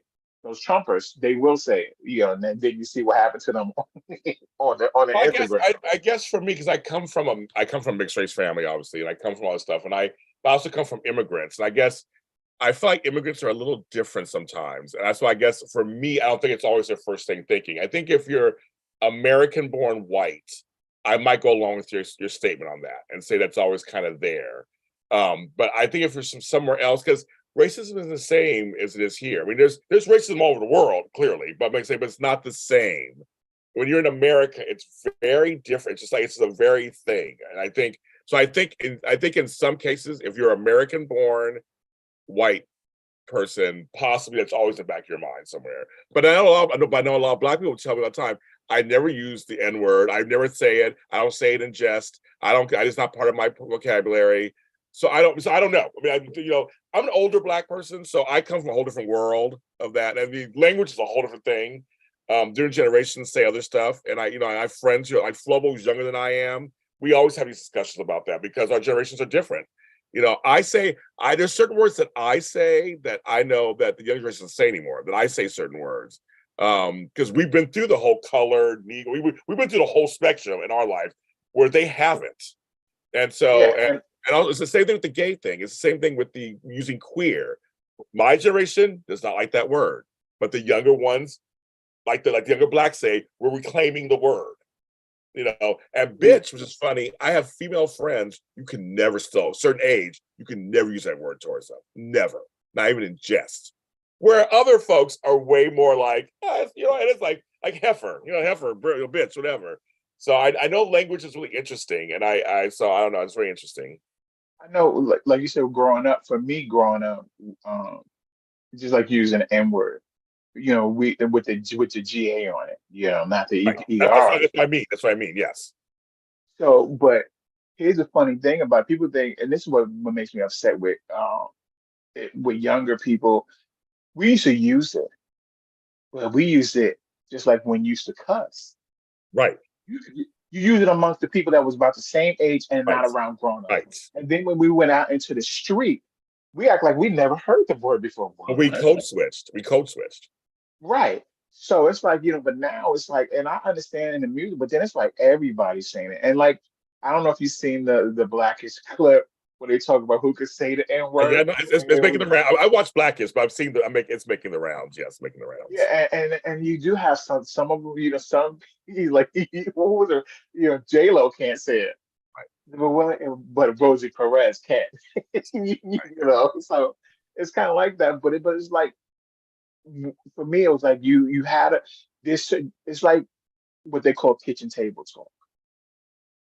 This is what I'll forever love Wendy Williams because what she did, she brought kitchen table talk. She did. Television. Yeah, I agree. And then she, and it was like stuff everyone talked about it. It's just nobody would have the dare to ask it. We were all talking about it, and why don't you just answer it? But we had back in the day, we had those, we had discernment of knowing what not to say, like you said, code switching. And that's the way it should have been. And that's, I think, nobody spoke. I want to say not to talk, but now, like we talked the other day about kids now that you can't tell them Jack. You can't tell remember back in the day, they tried to do Black English. They tried to make Ebonics this main thing. It didn't work. It flopped. It didn't work. It didn't work at all. I was against it anyway, because I'm like you, and maybe this is wrong. I don't know, folks. Write me letters, whatever. I don't give a fuck. My thing is, I'm with you there, and because we're a similar generation, I'm just like, there's certain things you should keep with your own people, right? And don't let everybody in on it. So I always feel that way also. But now you're right. The gay world, the Black world, it's all out there. It's just everything's just out there. And with social media, it's just verbal diarrhea, and everybody just says whatever they want all the time. So it's you're right. So now everybody feels like, well, I can say it too because everyone else they're putting it in songs and they're saying it here and it's in the video and and so I think it's you're right. It's like it's become this thing where now everybody feels like they can say stuff. I'm just laughing at when like the certain parts of the song when the N word and and you do I don't know if you do but I notice on like some of the Biggie stuff and I be listening and I have my wife and I just be looking I ain't gonna lie I'm not judging but I be looking I'm waiting I'm waiting for the Jacarius. So I do the Girlfriends After Show. I did a whole episode on that episode of Lynn's sister saying the N word. I did a whole episode of that, so you can listen to it. I did. Can't we say it? I did that. So I did a whole like, thing. Why would you? And yes, and Whitney Houston. Okay, so let's talk about that for a second. So Whitney Houston was first R&B, of course, when she first came out. She comes from R&B pop and gospel royalty with Sissy and with Dion, and then they chose to make her pop live. So many of her songs when she first came out were very pop leaning. So that's why she got booed. That's why she got booed at the and somebody the BET Awards the first year and stuff because they thought she was sounding white. Live. Which she wasn't sounding white. They said she had songs. So for me as a person growing up, I was called an Oreo, I was called a zebra. I was always told I talked white. And I don't, and that to me is like this. That's just to me, it's all dumb. But they would criticize her because she was singing pop songs. And so that's why I think after her first 2 albums, I'm Your Baby Tonight came out, it was very R&B. And that was kind of her answer back. But for people to understand, Whitney was down home girl off camera. They didn't know She that. was New Jersey. Right. They didn't know Jersey that. girl. It was a total, but see, the thing is, it was a total image thing. The company said, let's make her accessible. They wanted, because remember back then, there was no crossover of Black artists. Anita Baker couldn't get a crossover. They wouldn't cross her over. But Whitney was beautiful. She was young, comes from music royalty. And Clive and all them said, yes, we're going to make her the it girl. Now, don't forget, when Mariah Carey first came out, I remember listening to the radio and go, yeah, new singer Mariah Carey. And they were like, oh yeah, she's a white girl. She sounds black. And I was like, wait a minute. I saw her face. I'm like, no, she ain't just white. I know something going on there. But it was the machine that did that. And so for Whitney to get her to cross over, they dig her. I mean, How Will I Know and stuff. It was very pop. It was very pop. Nothing wrong. I want to dance with somebody. It was very pop. They made fun of her mercilessly, but it was a huge hit. So they're huge. But it's just like I think unjustly they did that to her, but they don't do themselves back then. But speaking of Whitney, one of my favorite shows what kind of vocalist and who she was. It's one of the hardest things to sing is the "I'm Your Baby Tonight." From the moment I saw you, on my mind.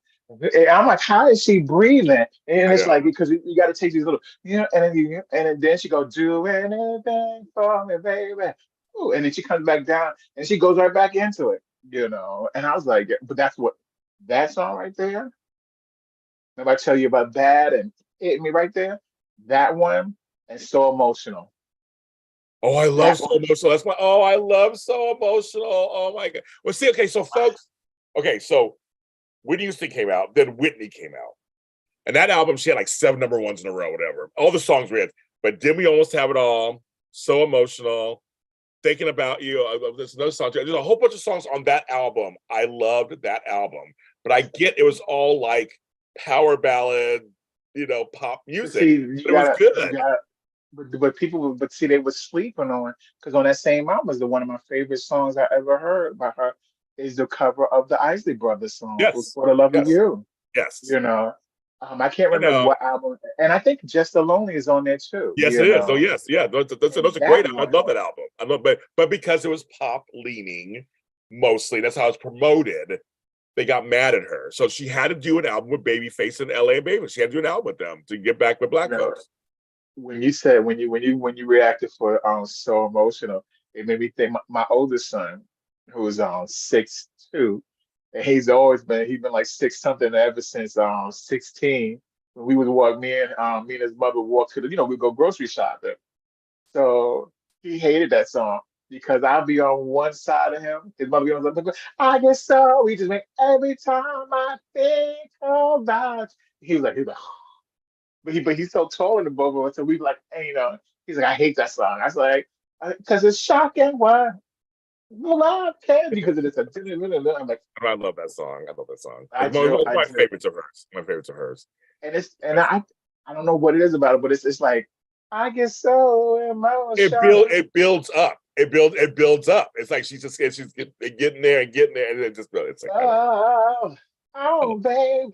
Listen, back in the day, we used to listen to all the way down till the sound went off. You listen to every. You know what you do? Hey, yeah, baby. Ooh. Yeah, All at Once is a great song too. Did We Almost Have It All? Great song. Yeah, Mariah. Okay, here's the thing. Okay, let's break this down for a second. So, Mariah. I don't remember getting that much criticism. It's just more that she was under the thumb of Tommy Mottola those first couple albums, and there was some criticism that she was a little too crossover.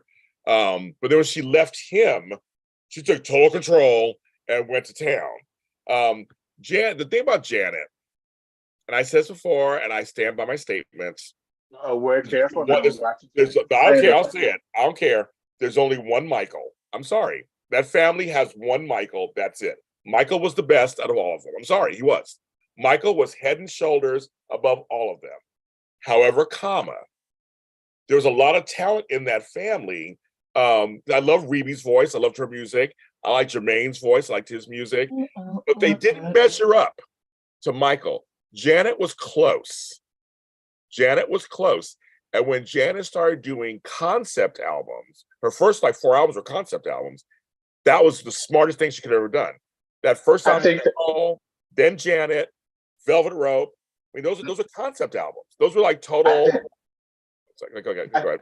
I think his thing. I think I don't disagree. I think the problem with the Jackson kids, excluding Janet and Michael, this is what he was meant to do. Period. Yes, I totally agree. Again, with Jimmy Jam, they asked Jimmy Jam to describe Michael. He said he's thought about it. He said Michael's music. He said he's music. He said he is he is music. He cannot listen to music and not feel it. Either he's humming something or he's starting to move. So he is music, and I do just like that song. What's amazing is he told you who he was as a kid. I remember that interview. He said, they asked him, "What do you bring to the song?" He's like, he didn't know. He was like, "What I bring to it?" He's like, he said, "I won't sing it. I won't sing a song if I don't mean it. If I don't mean it, I won't sing it." And all his songs, he meant it. And then that song, Music and Me, no friends have been ever. There've never been two lovers like music and me. All day long. So, and then also Michael worked at it too. He had Steve. While the other kids were playing, his brothers and them, he was still back in the studio because he had to record his stuff. The greatest thing, but I think their fear was like Jermaine could sing, Randy could sing, even Marlon could sing. Matter of fact, they all could sing. I never heard Tito really sing. He just played the guitar, but that's all right. You got an instrument. They were all trying what they let the record companies and people do is make you another Michael. You can't. And I remember watching the Jacksons talk about this when they went to Jimmy Jam. I think the best thing that Janet, when who was it? Clyde? I'm not Clyde. What's his name? He just died. Clarence Avon. Okay, yeah, Black Godfather. I think. I think with Clarence Avon or I can't think of the other guy. He's also the co-executive of Michael Estate. John McClane. Yeah, John McClane. I was thinking about Megan McClain father. I did right. Oh, right. Yeah, right. But John McClane, they asked Jimmy. They was talking. They was like, "Is there anybody on the roster that it was John McClane. Who did you want to work with at A&M?" They was like, "Oh, give us Janet." And let's that opened Janet up because as they talked about it, Janet didn't write her songs. And they was in a sense and I hate Clark. I hate Clark for two reasons. I don't hate him literally for two reasons. One, when he Whitney, Jimmy and Terry wanted to work with Whitney, and Whitney wanted to work with Jimmy and Terry. But Clive ran the stuff, and Clive was like, "Oh, sing me stuff." Jimmy and Terry was like, "No, we don't do that. We like them to come in and then in a sense teaching you how to write a song. We'll write it together, and it's you." Clive wanted you to just give him hits, so they never got a chance to. And the other one where he blocked the duet between Michael and Whitney, and that would have been I just can't stop loving you. Even though I love Saida, but because after I was like, how would that sound? But when I heard Whitney do "From the Moment I Saw," I said, oh, she would have fit right in with they would have worked well. But yeah, I think that's what happened. And with Jimmy and Terry working with Janet, it gave her a voice and it gave her confidence. And then she started writing her and started writing and it gave her a lane that didn't sound like her brother. And then that's when Jimmy went to work with they wanted to work with Jimmy and Terry, the brothers. And here go Jermaine. We don't want to sound like Michael. And Jimmy, they were like, "You're not." First of all, you're not, And they just sometimes I don't want to say they're lazy. I guess I did say it, huh? You But just said it, yeah. I just sometimes I think like I don't want to say lazy. I just sometimes it's fear. It's a fear. I think it's fear. You don't want to fail, and you fail and just like what I wish I had access to is the album that Stevie and Michael did. Stevie won't put it out. You know why he won't put it out? It's not because it's not good, because everyone keeps judging him, judging everything against Key of Life and all this stuff instead of just taking. But from the people that I know that heard it, it's like, yo, this is some of the best stuff that we'll never hear because Stevie won't put it out. Not because it's not good, but it's because he said the audience keep comparing the stuff and they wouldn't be able to appreciate it. But I wish there's someone I'm talking to now who in that circle, I'm like, listen, put a bug in his ear. Please, I would love to hear. Even when you hear Michael on the back of "All I Do Is Think About You," just in the background, thinking, babe. But we didn't even talk about Steve as for one of the vocalists about you, but but anyway, that's my tangent. But I agree with you. There's no one in that family. Michael was it. Michael is it. Michael was it. And But, my point, my point about that also actually is, side note, I just ran across the Skeletons album that Stevie did, and Michael's on 2 songs. Yeah, that's another song. But anyway, but no, my thing. Gonna get it. Yeah, I know. But my thing is, Michael, like you said, Michael was music. Michael was just he was. And some people just have it. They just have it. And I think the others didn't have it, but they could have carved out, and Jermaine did it for a while. Jermaine carved out a niche for himself, but then he was his own. The Jacksons are their own worst enemy. That's the problem. You watch that. I watched that series. They were all over each other. 3T, same thing. They were all over. Like they couldn't get together. They all had their own little lanes, and they all actually had some cute songs. I mean, Jermaine has a large catalog actually of songs. Listen, But why don't you do what you do when you did what you did to me? Oh, come on, baby. Yeah, Dynamite, that song, Let's Get Serious. He had a lot of songs. He just, Too Much Your Fancy. We had a lot of songs. Don't Take It Personal. We had a lot of songs that were good. That was Don't Take It Personal. Take the bitter with the sweet. It was good. It's like, but they tried to do Words to the Bad. We were trying to go back at Mike. I'm like, oh, come on. So anyway, but he had a pleasant voice and everything. Janet, I'd say for her, to me, Getting with Jimmy Jam and Terry Lewis was the best they could have to her. I don't think she's put out a good album in the last 20 years, but that's just me. There's been some singles here and there that I like. I loved what's that song? That video. Oh my God. Feedback. I like Feedback. I liked another song. She had one song she did on her last album. I liked that one song. I'm not a fan. I mean, her last good album was All For You. That was it. I mean, to me, that was All For One. That's my last good album to me. Demeanor Jones was good, and her other album that wasn't good. They had a few good songs on it, and that was it. And I always see, for me, this is my opinion, I think Janet should stick to dance songs. I think Janet should go the route of Cher, Madonna, do dance songs. This R&B shit is not working. Do dance songs. That's what she's good at that. I'll say this. Not a disagreement. Just sort of Also, it's your favorite album. Okay, yeah, that's your favorite album. I love that album. It was a great album. Yeah, Jermaine had hits. Jermaine had a lot of hits. Go ahead. Sorry, go ahead. You say my eyes are beautiful. Yes, with Whitney Houston, and also his duet with Michael Jackson that he wouldn't release. Tell Me I'm Not Dreaming is the bomb. Tell me I'm not dreaming. That song is the bomb. At night, images of you. Exactly. It's the bomb. But yeah, you were gonna say something. I should forget. No, you were gonna say. I'm sorry. You were gonna say something. He's singing right now. He was gonna say something, but he's singing. All For You. His thing. All right. My. I love it. I won't say I enjoy everything she did. I'll say my certain things makes a playlist, like I said before. Certain things don't. But I say her out Control, Rhythm Nation, the Janet album, and Velvet Rope. Boom. Yeah. You can't go wrong. Totally agree. At all. Completely agree. All For You. Let me see.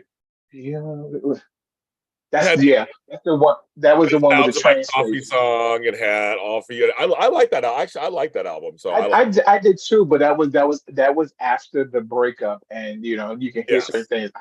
Listen, I ain't gonna lie. There's a ha ha hoo hoo. I love it. I love it. Eat it though with the clouds in my. That was a good album too. Um, and then, like I said, then after that, you know, it's wherever you know, you pick whatever you want off. You Well, here's know, what Jermaine Dupri. It stopped working. It stopped working. because I don't. I agree, and sometimes you know, Okay, no, here's the thing. Before you say anything, admit on this show, her best partnership was Jimmy Jam and Terry Lewis.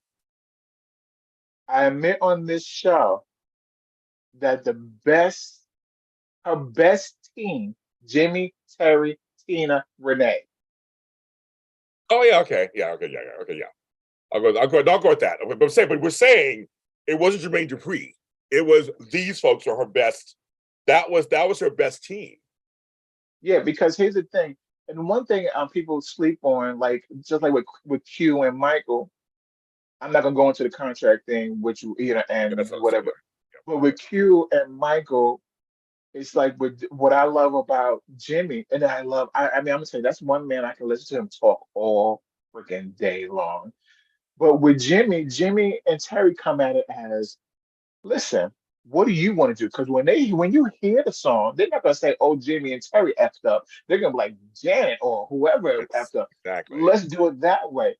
And here's the thing: it's all they don't mind Janet. It wasn't like they were trying to keep. It wasn't a Prince thing where Prince wanted to keep everything himself. It was like go ahead and work whatever, and that's what you need. Sometimes you need someone to sit back and say, and you bring all these songs But in and be right like, now, yo, what do you I'm saying, but think? again, you're proving my point right now. You're just proving my point. I'm waiting for your other point. I mean, you're proving my point. No, Point. That's Jermaine Dupri is a man, black man, no, and I I, like it. No, I like his other work. I like Crisscross. I like his other work. I'm just saying, with Janet, it didn't it was work to me. mistakes. It was I feel like missteps. Jimmy Jam, like you said, the four people you just mentioned, those four people and those four albums were the bomb. Oh, is your mom okay? Yeah, she's sitting up. Lay back down, boo boo. But But I'm saying you're making my point even more. I'm like, where's this Jermaine? now You're making my point I even will say, more. but the only thing I do, I think I love her music, her music and stuff. Hey, lay back, boo boo. Go ahead and lay back. I love her music. There you go, Sugar Bear. Um, I love her music, and I love it all. But I do think, you know, one thing with Janet and ballads, she never put a whole bunch of them on there. There was only like two or three. You know, well, there was like maybe three. You Right. know, and I love again, but even funny how times fly, like someone mentioned in I here. love that song. Yeah. Uh, Well, anytime, any they're place. mentioning Herb Alpert. Yes, Making Love in the Rain and Diamonds. I like both those songs. They were Yeah, good but songs. those wasn't those as you said, those are her Bible. And like Right. what's funny is when you hear Janet talk about it, she was like, even with the Luther Vandross song, Best Yes, Things in Life are yes, Free. yes, yes. I I love that love song this. That's too. what I said. I love the stories when you hear people talk about it. She was like, they'd be like, "Oh, Janet, just sing this part." Oh, okay. And then she's like, "You sure this is not a duet? That's a whole lot of singing, you know." And they end up, you know, she's Yeah, doing yeah. background because the actual on "Making Love in the Rain" is Lisa Keith, Yes, and Janet exactly. just sings Yes. the background, you know. And people Exactly. like, "Oh, I want to Diamonds hear was this." the song. Diamonds was the big song for her with Da, him. da, da, da, da, da. Oh Yeah. my God. Anyway, and also her song of Oh, Busta Rhymes. What's it gonna be? I love that song too. there's a track. I like that song, but the track before that one. My need, my love, my Oh need. yeah. Oh yeah. Yes. Okay. Yeah. Yeah. Oh my God, I had this guy. Oh, I love that song. And I knew this dancer. She could put her leg up like this, straight up. And I knew this guy. He was 6 feet tall, chocolate. And I said I wanted to do a choreography to that song where she kicked that leg up, put it on on his shoulder, and bring him down and step over him and keep walking. I was Yeah. like, oh, she was like, oh, I was like, no, I'm not gonna, I can't do Yeah, it. hold on, talk for a second. Yeah, I go to chat for a second because I've got to remember. It's one thing about doing these shows, you have to go for a chat. Okay. Because this question was asked to me like 4 times. No, I did not like Demeter Joe. I like the album cover. I like the album cover. I liked All Night Don't Stop. I loved that song. Exactly. And I said she should do more music like that. That's what I liked that song. So no, I did not. That was the first time I was like, not a big fan. I didn't care for when she put out 24 play. I did like that one song. She had one song for 24 that. play. Yeah, there was a song. I like that song kind of.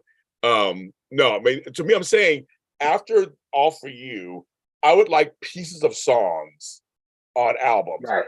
Like you just said, on those first 4 albums, those 4 main albums you did in a row, I could put it on and I could drop the needle anywhere and it was fine. I could listen to it from beginning to end. It was fine.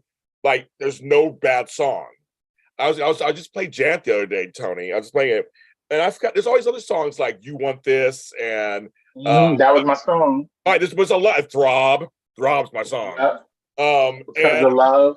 I'm saying there's a lot. I'm saying there's a lot of songs on that album that weren't the hits, but they're good also. They're just as good as the other songs. I'm saying I agree with Tony in the fact that those albums I can play the whole album and it's fine, or pick a song and it's not a bad song to me. Where Demita Joe, I can't do that. I'm sorry, I wasn't a fan. The album tanked, you guys. It's not just James Lott Jr. saying you like it. The album was not a hit. It didn't work. She got a lot of flack for it, and so I'm sorry, but it's not just me. I'm like, it wasn't a hit. Those other albums were a hit. I think. Well, here's the thing. Strawberry Bounce wasn't that bad. It still wasn't my favorite song, but here's the real. Like I said, it's again, like I was saying before, it's your team around you. You get what I'm saying? Because even if Jermaine Dupri was involved, if Tina was still there, that Super Bowl thing would have never happened. Right. And let's be one, it's a nipple. It wasn't that big. And for you to see it, you had to have TiVo. You know what I'm saying? Thank you. Right. So it was like, come on. But the only thing I was upset about the Super Bowl was like, you had on there, and you did everything else but that song on there. You could have left Rhythm Nation off. You could have went Control, let When I Think of You, Escapade, and all this other stuff. Right. And maybe if you want to do the knowledge, you could have did that. And then let's we didn't need Justin Timberlake. That whole section on Rock Your Body could have been in the club, the shaker like because I loved even that was Gil. I love the choreography for that. Don't stop. I love the video. Again, I love the song, love the video, love the remixes. I liked that song. I did like that song, but I like Janet dance songs. I think Janet does great dance songs. What? Off her last album, I like that she returned to Jimmy and Terry, and this was really good. But then again, I did like the one song that. I know I said I don't like to say I don't like, but for some reason it just drives me absolutely batty. Is the one you like feedback. I do. I like the video. I like it. God, scared my age. I do. I like it. I do. I like songs. I can't stand that song. And I don't know why. I don't know what it is that. And I don't, maybe it's the video. I can't stand that. When they put that ponytail up here, any woman, it drives me crazy. I had a girlfriend and she had up there, and we was supposed to go out. And I just kept looking at. She looked wrong. I was like, "Yo, what?" She was like, "What?" I'm sorry, Tony. There are some questions for you. There's one question about a dog. What was that question, folks? And also, someone mentions you have Jill Scott in your background. Yes. What about the dog? What's the dog? There's like something about it was let's see. Your boo is a dog, Tony? No, he's talking to his mother. I'm sorry. Well, actually explain to people. I mean, I don't think Leopard knows. Maybe you don't know what's going on. He said boo lay down. And it's like you would talk to a dog. You would go, okay, baby. No, tell me. No. For those who don't know, I take care of my aging parent, my mom, my heart, my love, the reason I'm here. And she has Alzheimer's. So, she's up at night and, she's here. So I come to realize now wherever I'm at, she will be at, So she had fell asleep. And like I said, I have different chairs and I'm in my room now. And I have a chair, a big inflatable chair where she curl up like a cat. She'll get curled up in there and she'll lay there and as long as I'm gonna be talking, she'll fall asleep. I will be watching her fall asleep. But if she goes in her room, I'm watching the monitor, she'll roll in the bed. And then about 15 minutes, she'll get out. You see her making the bed and she coming back this way. So when I was saying, when we was talking, she was asleep and then she got up. So when she wakes up, I got to look and see what she's doing because, she go get into something. So usually she just gets up to sit up to be like, okay, what's going on? I'm like, baby, go ahead, baby. Oh, well, yeah, baby sugar. Lay back down, boo boo. All right, go ahead, put your That's so and she cute. lays right back down. So So no, cute. it's my So mama, that's his my mother. heart. That's his mother. Yeah, it's his My mother. heart. So, My yeah, heart. sorry, leopardess, but not an animal this time. It's the mother. But they mentioned It's mi mother. hate on me. My song is "Living My Life Like It's Golden." Living my life like it's golden. Living my life. I love this Um, song. I do. well, I love a lot of Jill Scott songs. I will say this one. I'm not gonna say their name because again, like it's just live.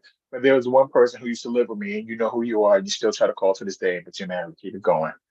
Okay, but it was like, but the one song that stands out for me for Jill is it reminds me of this person. It's called "Fool's Gold." Oh yeah, I know song. I know song. No song. And I didn't realize that it was about that person until one day I was parking, I'm sitting in my car and I'm listening to the lyrics. I said, that mofo. I was fools go, but I love all of them. What long walk? Oh, I know. Yeah, I feel. Dreams. We used to joke at work. Sorry, Tony, got to I, stop for a second. This is one of the things when we do a show. They're now talking to you. They're saying, "You're a great son. God bless you." Her mom is 90, so saying that it's very. So I just want you to acknowledge, so you can acknowledge that it's one of the things we do. So they're actually talking to you. So, your mom is 90. What year is this? uh, oh my God, 2023.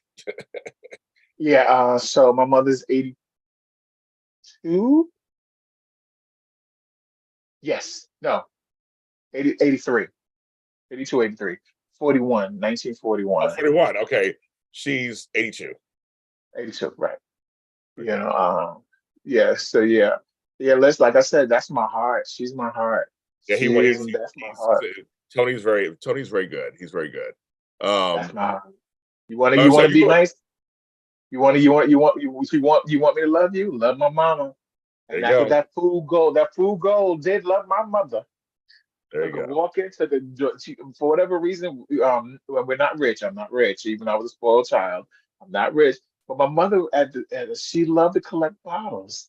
And I was like, collect bottles and take them to get the pot. Like, no, I will not. People walk with her and talk with her and take her. And I was like, you want to get to me? Love my mama, honey. May she rest in peace, my kid's mother. Love my mother. My mother loved her. That's how you get me. Woo! When you got an only child, it's a boy. Love their mamas. But it's Yeah, he loves me. It's a great song too. Yes, so it's a great song too. This but is so sweet. oh my Yes. God, yeah. That was my wife. As I call her, my wife. That was her song, and especially when Jill would go into the opera, ooh, she loved that. And Rochelle was one of that. That was how reason I got the Rochelle tickets, that she loved Rochelle. But at that time, she was in a wheelchair, and even though the Blue Note said they would do that, I think she was too self-conscious to have to be to be Okay. lifted Yeah. in Yeah. and go in first, and whatever. So I thought, all right. But yes, And yeah, I love Jill has an effortless voice. Jill. Jill, listen, she's another one. I love Jill. I like I said, if you can't tell me what to do, then you can't tell me what to do. I love Jill. I do. The TV show she had on HBO, the Lady Detective Agency. I You love that know, show. I loved that show. Oh my God, it my was so wife loved it too. She loved it. Loved it. good. My Yes. life, she loved it too. Oh my And when she bust that man head over in Tyler Perry movie, I love Jill. I love Jill. Yeah, Jill, but her I voice do. is the most effortless voice. She could do spoken words, she can do song and the same song sometimes. It's like her, Erica Badu, all those songs, they all very much just like these natural Yeah, tones.